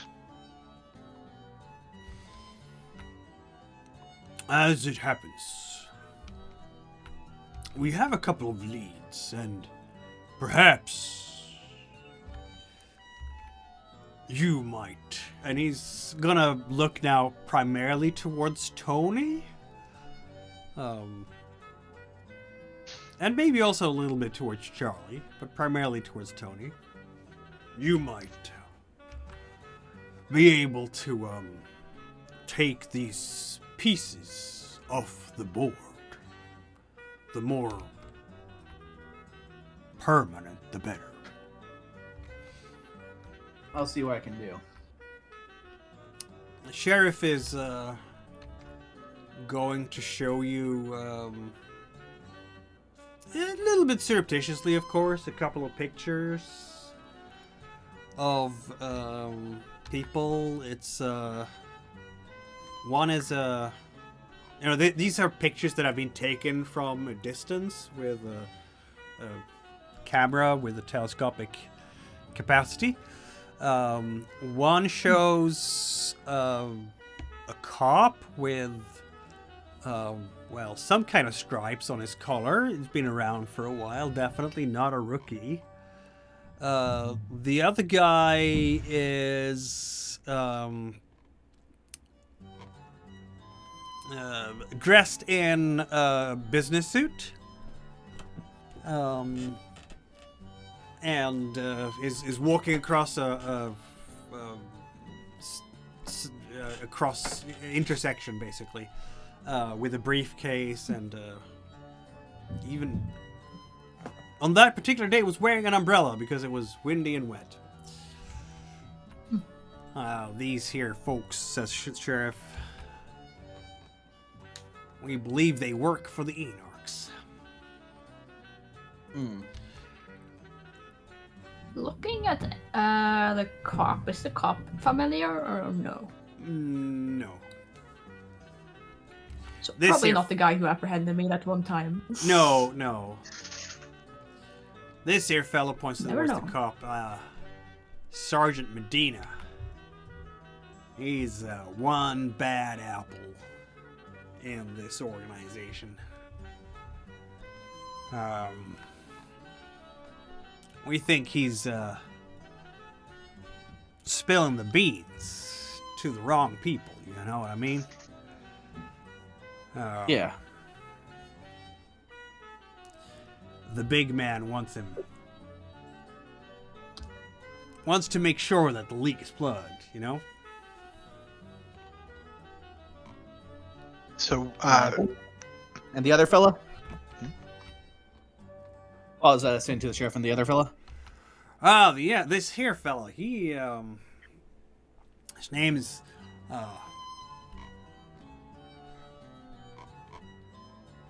Lucetti. He, works for the city. Health inspector.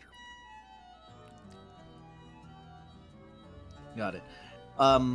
And Tony grabs a napkin and just starts writing down names. Yep, you will get Sorry. all the information they have about these people, including home residencies and such like. Yeah. Oh, and by the way, could you quickly type out their names so I can put that in my public notes so that I can look at them later, just to get a refresher, you know? You will never find out. Just in the chat, so I can. Yeah. So I don't have to go like Sergeant What's His Face, and okay. Darren. Doc. A car outside my place is honking. This is so accurate to Chicago. Er, Okay, I feel so immersed. Oh, there you go. Yeah.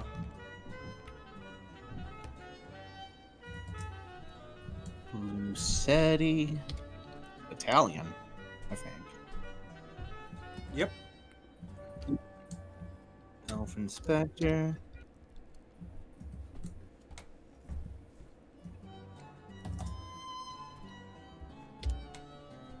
Soon to be probably ventilated.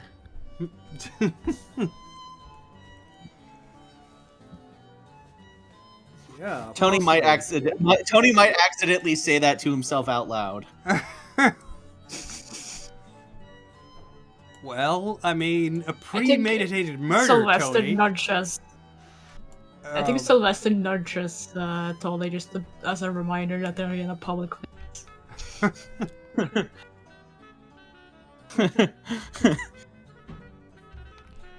Will Ballard pick up on it and give him a rebuke? It's possible.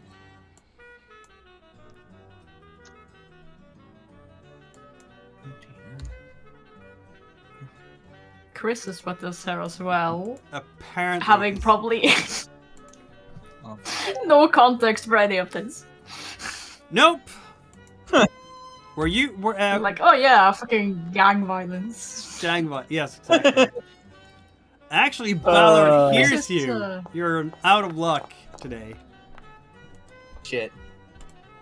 Yeah, you know what a stare down from Ballard is like, right?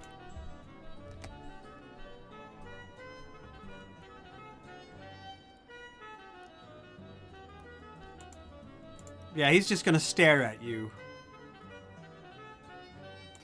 Here we go. Just to put you in your place.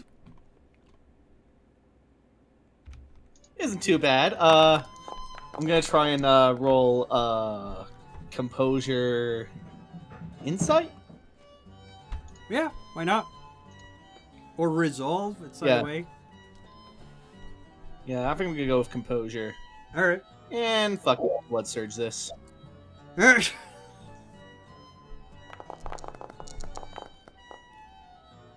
Putting on a steely Fuck. resolve or composure in this case. Oops. You could reroll. Nope. Right. Yeah. You can Or I You could. can get reroll two that, yeah. successes. You could do it. Maybe you Two can get a crit, ones. This is great. Well, There you go. Knew you had it in you.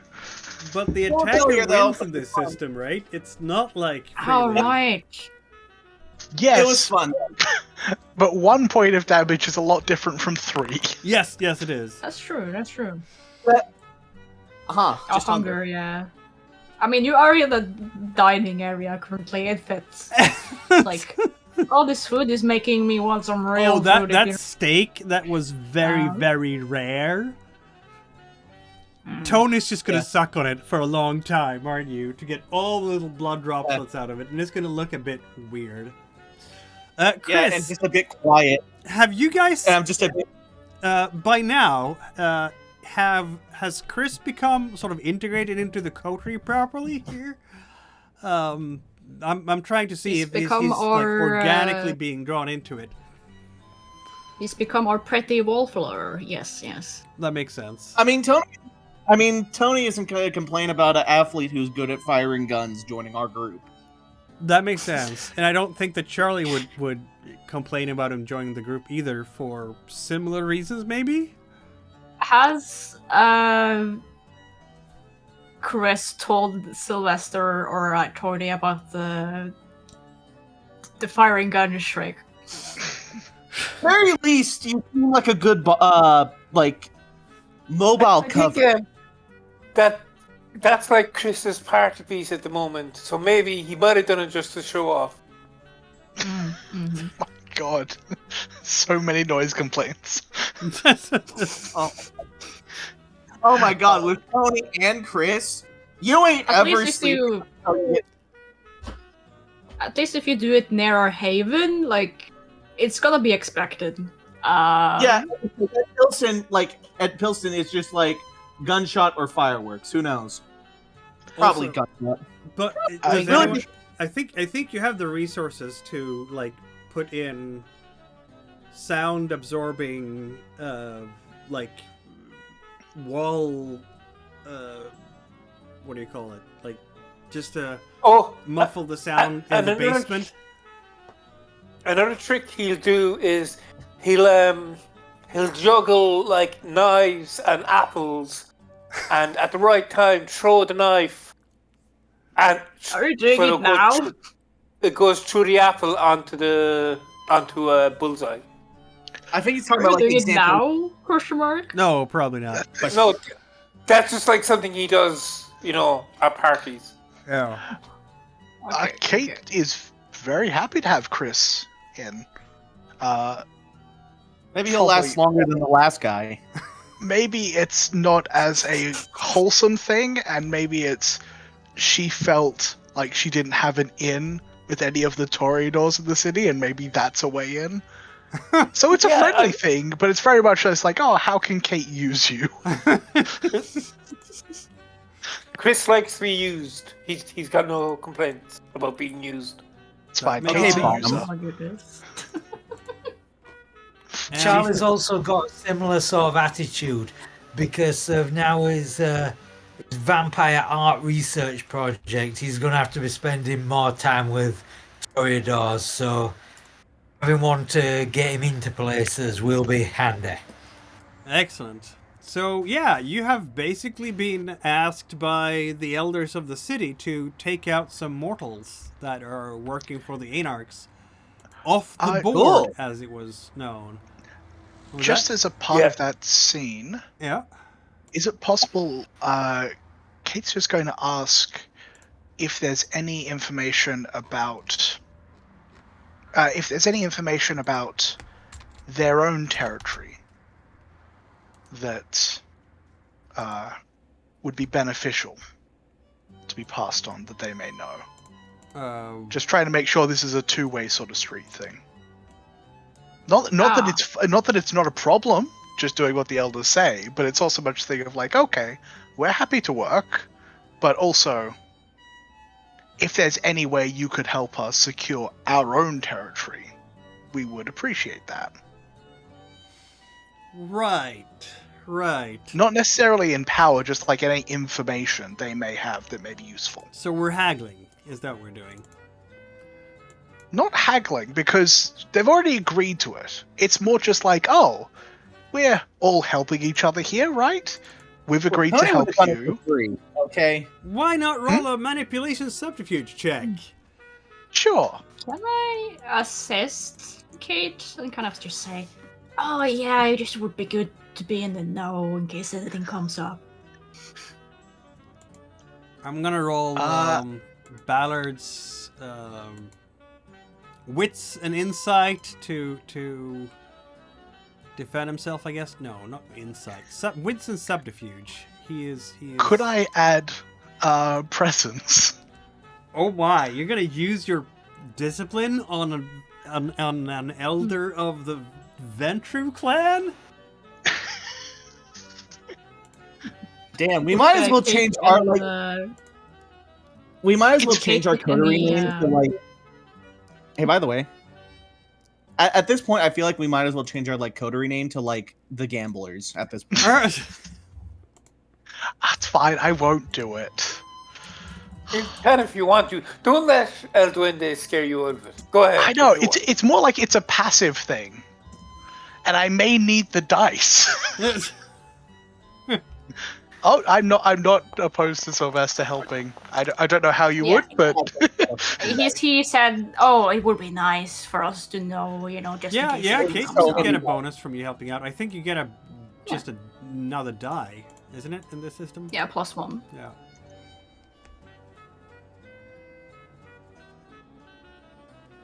Okay, let's find out. That was a lot of dice, but you also have a lot of dice. Do I need more? I need more? Are you kidding me? 7 successes. And a crit. Yeah. To be fair, what I'm asking is not an unreasonable request. It is not an unreasonable It's just an exchange of information between allies. Yeah, here's the difficulty within the Camarilla, right? How much can the elders be expected to demand from those lower in the hierarchy? To be fair, I think I'm not directing this at Ballard specifically. I feel like I'm directing this at the sheriff. Well, that is actually simpler because Ballard, that would be, I don't have any control of Ballard, but also I don't know whether Ballard would know the information I'm asking for, but the sheriff most certainly might. And I just realized that Ballard can add his status, the difference in status to his role as well, because it's unseemly to ask. I mean, Kate also has status in the Camarilla. You could use that. Oh yeah, but he has more. So yes. It's the difference in status that comes out, right? So, Kate has how much? She has 1. Sheriff has, I think, 3. So no, the he sheriff only has a gets 2. Dice. Oh, he's sad. He's a sad boy. Oof. Okay. So he gets 1 bonus dice. So it's much easier to go after him. So. Like, if you don't know the information I'm asking, you want to workshop it over the week, that's fine as well. We can just come back to it. We'll need a bit more specifics about it, but I can tell you that the sheriff. Oh. To be fair, I'm not trying to bludgeon anyone. I'm not trying to inflict damage. This is what the willpower system is for, by the way. Yeah. So I also am not trying to inflict damage or anything. Well, he will get a total of 3 successes on his defense, which is still 4 successes more for you. So it's not 5, but it is 4, which means that he's going to help you out in some small limited capacity. It's like, if this, I don't think that they're trying to go for boons here, right? But if the work you are doing for them is equivalent to a major boon, then he will give you a minor in return, something like that. It may just be the question of, he's told us to take out these people who are working for the Anarchs. Yep. Maybe the information I'm asking is just, what member of the Anarchs do they work for? Oh, right. Yeah, that will actually be, Like, it's not secret information, but it's not information they've volunteered. And it would still be helpful for us to know whose foot we're stepping on. That is fair.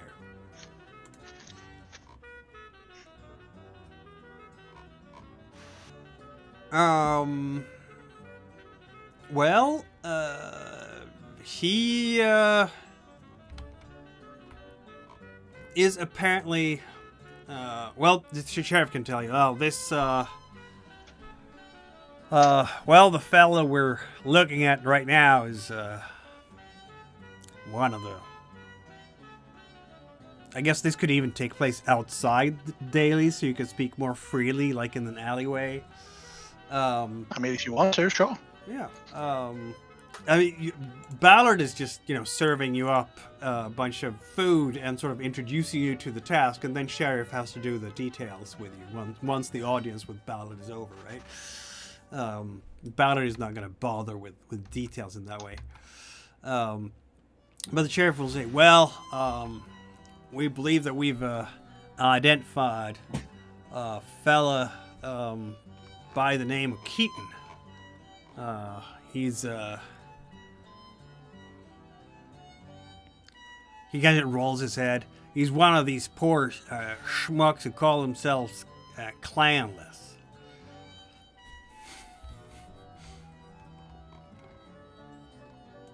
And then he kind of maybe glances over to Charlie, because he would know that Charlie is one of the caitiff, right? No offense. But do we know Charlie's caitiff? Probably. By now you should. I mean, at this point, people probably know. With how long we've been coterie. I just don't think I've heard him mention it. Yeah, Charlie has been. I'm not sure exactly who he said it to, but he has sort of been joking to people about how being clanless means he gets one extra night free a week. That'll do it. Yep. Yeah. And could you put the name in the chat, please? Apparently, this fella's risen to a bit of prominence among these poor suckers. Was a time in this world when we just stake them all for the sun. Unless they prove themselves useful, of course. And he, again, turns towards Charlie. Just kind of pasting over the obvious threat. I guess Kate's gonna just stand back and just say, try to do it subtly, but it's just like, if the opportunity presents itself, would you like us to remove the puppeteer as well as the puppets? Nah, not at this stage. Can't. The prince would have to declare a blood hunt or something like that for that to take place. No, we need to be careful and respect the traditions, even though the Anarchs don't. But let's just say that if we went that far, we would open up a whole new can of whoop ass. We'd see another round of wars, I guess, open warfare on the streets of Chicago. And let me tell you, I've been through a couple of those, and it ain't pretty. Certainly not when you're on the receiving end of that shit. I've seen more than my share of kindred turn to ashes. The Democratic Convention was particularly bad. But since then, we've had the upper hand.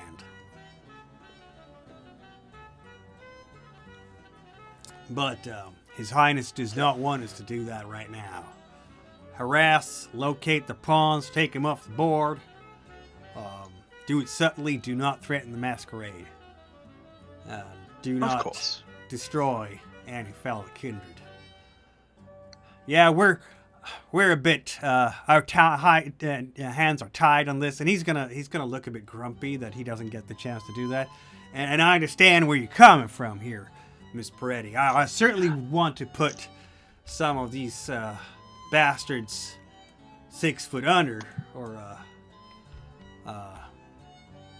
under the sun, but those are our orders, and we'll just have to stand by there. Just needed to make sure. Of course, you are asking the right question. It's always a shame when we lose kindred, but I don't think the Anarchs really count. But That's things may exactly change. You're a young lady after my own heart, Miss Peretti. Appreciate that. He's gonna touch the brim of his hat in a salute to you, Kate. Oh, that doesn't feel good. Why does the racist sheriff like me? Wait, I wasn't paying attention. Yeah, I don't think Kate really cares. Like, she's happy that the sheriff seems to be acting positively to her compared to previous encounters. It's much nicer. Charlie's gonna take this opportunity to actually ask Ballard and the sheriff, like, sort of obviously, so to speak, addressing them both at the same time, and ask what the Anarchs actually want. What's going on in Charlie's mind here is, like that sort of logic puzzle where there's two gate guards. One always lies, one always tells the truth. And you ask what the other would say. Because he knows some decent amount about the Anarchs, having met various Anarchs and talked to Bodius about the Anarchs. He just wants to now hear what the official position is and see how that differs from what he knows. Well, is what the Anarchs are. It's not there's not going to be a whole lot of daylight between Ballard and the sheriff on the subject of Anarchs. Though the sheriff is going to express himself a good deal more vulgarly, if you will, with more vulgarity than Ballard would. Ballard will say words to the effect of, Anarchs. Useless rabble rouses. They, seek to destroy and have no idea of how to build. They, act out, guided by that raging fury inside them. Curse of the blood, I'm afraid. But, and few of their line can control it properly. I'm very pleased that we have two of the blood here who can attest to the fact that the legacy of Bruja is not entirely wasted in the modern day. And he looks at Sheriff and Tony. You're supposed to feel very flattered now, you guys.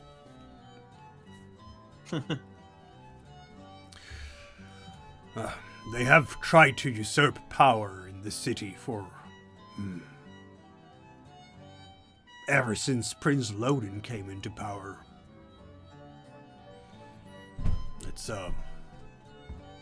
more than a century now. Never content, never contributing, never doing their duty towards their fellows, the fellow kin of the order. Screaming, bleaching, throwing items, a movement of pure, unorganized destruction. It is true that we are presently not in open hostilities. But we are nonetheless in, I suppose you could call it, our own type of Cold War. And they are increasingly disruptive. I have it on good authority that they are organizing under new leadership.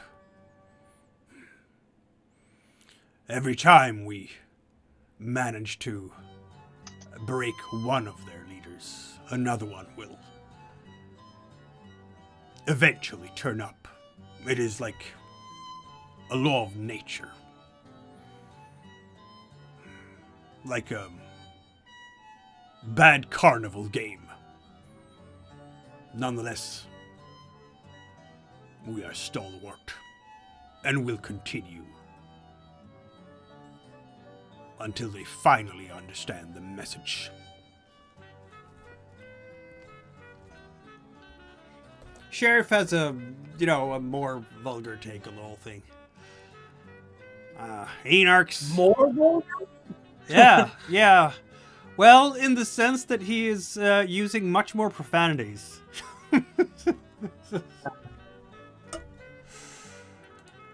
He's much more likely to just, Anarchs, those goddamn sons of bitches, those fucking lowlives, those cocksuckers. If I wish I could take every single one of them and just string them up from lampposts and make a new sort of Christmas decoration, you see? Them staked and hung for all to see. Oh yes, and then when the sun comes along, we would put them in a nice park somewhere far away from kind eyes. And then when the sun comes along, they would create their own type of firework, and we would send our retainers down there, and they would create a moving picture of the whole thing for us to view when we wake up in the night. I was there in the Council Wars. What was that? Sylvester is kind of like stretching and like bouncing his leg like a impatient child through all of this. I was there in the Council Wars, and I was there during the convention, and let me tell you, this fist. As Tony listens to this, he's just reminiscing about the tire incident. This fist planted into an Anarch face feels excellent every time. You know, back in my day, we didn't just hang them. Tar and feathers, that and a torch together works really well on Kindred. I think I'm gonna have to roll a composure etiquette for like Sylvester not to be me here. Go ahead. Meanwhile, Tony's just or maybe like resolve actually etiquette, which I don't have a lot of dice in. Meanwhile, Tony's just like asking clarifying questions, like, whatnot. Like, oh, that sounds kind of interesting. What does Sylvester do? I think he's gonna say and be like, I think you take much delight in putting boots on faces and shooting people. Could you get to the point, please? I think my friend there asked you for some information. Yeah, the information will be forthcoming, and he's gonna be like scowling at you. You got a mouth on you, neonate, and you better learn to respect your elders. But yeah, you will get the Tony will also. Yeah, Tony will also give you a bit of a nasty look. You need to learn not to rant for 10 minutes. Okay, he's gonna totally charisma intimidate you. Here we go. I think he has Daunt as well, doesn't he? Man, can Kate try to shield Sylvester from this? Oh yeah, Daunt. We have Daunt, which gives presence rating to any intimidation rolls. That's a lot more dice, actually. Tony and Sheriff are spirit brothers. Probably, yeah. I think Kate's seeing what's about to happen, and it's just like, oh wait, no, this is not good. So that's 5 successes in intimidation against Sylvester right there. Just to put him back in place. What do I resist with this? Resolve and something else, maybe? Resolve insight works. I think insight is your best bet. Yeah, I can do a resolve in this insight. Or resolve and persuasion because you're deflecting. Yeah, I am actually deflecting. Yeah, you are. Soul and persuasion makes actually a lot of sense. And Being you like, can hey, use your get to the awe point, for my that. friend asked for something. You can use your awe to add to that as well, so that gives you an extra die. Oh, that is true. Yeah. Daunt versus awe face off. Can I try to assist Sylvester by just saying? Give Sylvester an extra die. Yeah, I'm just like, I'm sorry, Sheriff. It's difficult in common nights after the attack on our coterie. We are a bit on edge. Oh no. Oh, it's 5. 5? I can willpower roll and maybe get... No? You just need one more. Oh, God. success! Holy shit. 9! Well then. And unlike me, I think you are trying to inflict willpower damage. Yeah, I'm a scene queen of petty proportions. I might be. I might actually be. That's terrible. Okay. That's 4 points of willpower damage to the sheriff. Oh my god. Is that a frenzy check? It's a good thing that you are not in dailies anymore, isn't it? I mean... That's fair, but we're not in private. It's a petty insult. I don't think it's for the frenzy. You are and I am insulted bringing... by an inferior, so that's a 2 level 2 difficulty for resisting frenzy. Oh no! Fuck. Whoops. I'm sure he's got it. Of course he does. Oh, he is a Bruja though. Okay, he got it. He got it. Okay. You got so lucky. Yep. Oh god, what is his dice? He's just kind of staring at you, Sylvester, staring daggers at you, and then pretending nothing like this ever happened, and just tells Tony what he needs to know, and Sylvester doesn't exist for him anymore. Mm-hmm. Oh my, that was brutal. You've just lost some rapport with the sheriff, definitely. So apparently this coterie now has sort of mixed reviews with the sheriff. My question I just asked him to get to the point. Yeah. That's all I did. Yeah, of course you had to. It's what we do. Hey, I was just like, hey, please stop talking about killing people. It's a little weird, my dude. Yeah, speaking of which, if you actually go ahead and kill people, that's going to be 3 stains because premeditated murder, obviously. So it's up to you how you want to take these pawns off the board, as it were. Oh. I mean, I do have another idea that isn't killing. I doubt them go insane, actually. I do have another idea, though. I mean, for the patrol officer, to be a patrol officer, you do have to have the ability to walk. So, I mean... God is the Bible is a bit fuzzy on kneecaps? Is that what you're saying? Exactly. Exactly. Or we could, take him out to the Barrens, pop his kneecaps, maybe break his jaw. And I'm assuming this conversation is happening after we've left the sheriff's presence. That makes sense. Absolutely, obviously. No shit. Well, we hadn't said it. We will find out next week how this coterie will deal with these mortal pawns and what other intrigues might befall them. We've already had someone mess with Tony's efforts with the Latin Kings in ways that Tony didn't appreciate, and he needs to find out who did it, doesn't he? It'd be so easy to get him in a car crash with his license revoked. It is a good idea. We just... I wish I had more dominate, because I could just ask this guy to drink and then make him drive. It's a thing you could do. Well, that's the thing. I can get you... if someone can make him drink... Actually, no, that's quite within our powers. If one person makes him drink, and the other person makes him forget he's drunk... Mm-hmm. He could then just drive and get arrested. The coterie will think on this until next week, and thank you for tuning in. Entire bottle of And thank you for following the coterie, and we will see you next time. And now I'm going to show you what's happening on Slothwolf's channel. Apparently he's playing... It's Mad rating Max. time. Drink from your skull. Exactly. Now that we've gotten the Mountain Blade reference out of the way, get the fuck out of here. Go to his stream.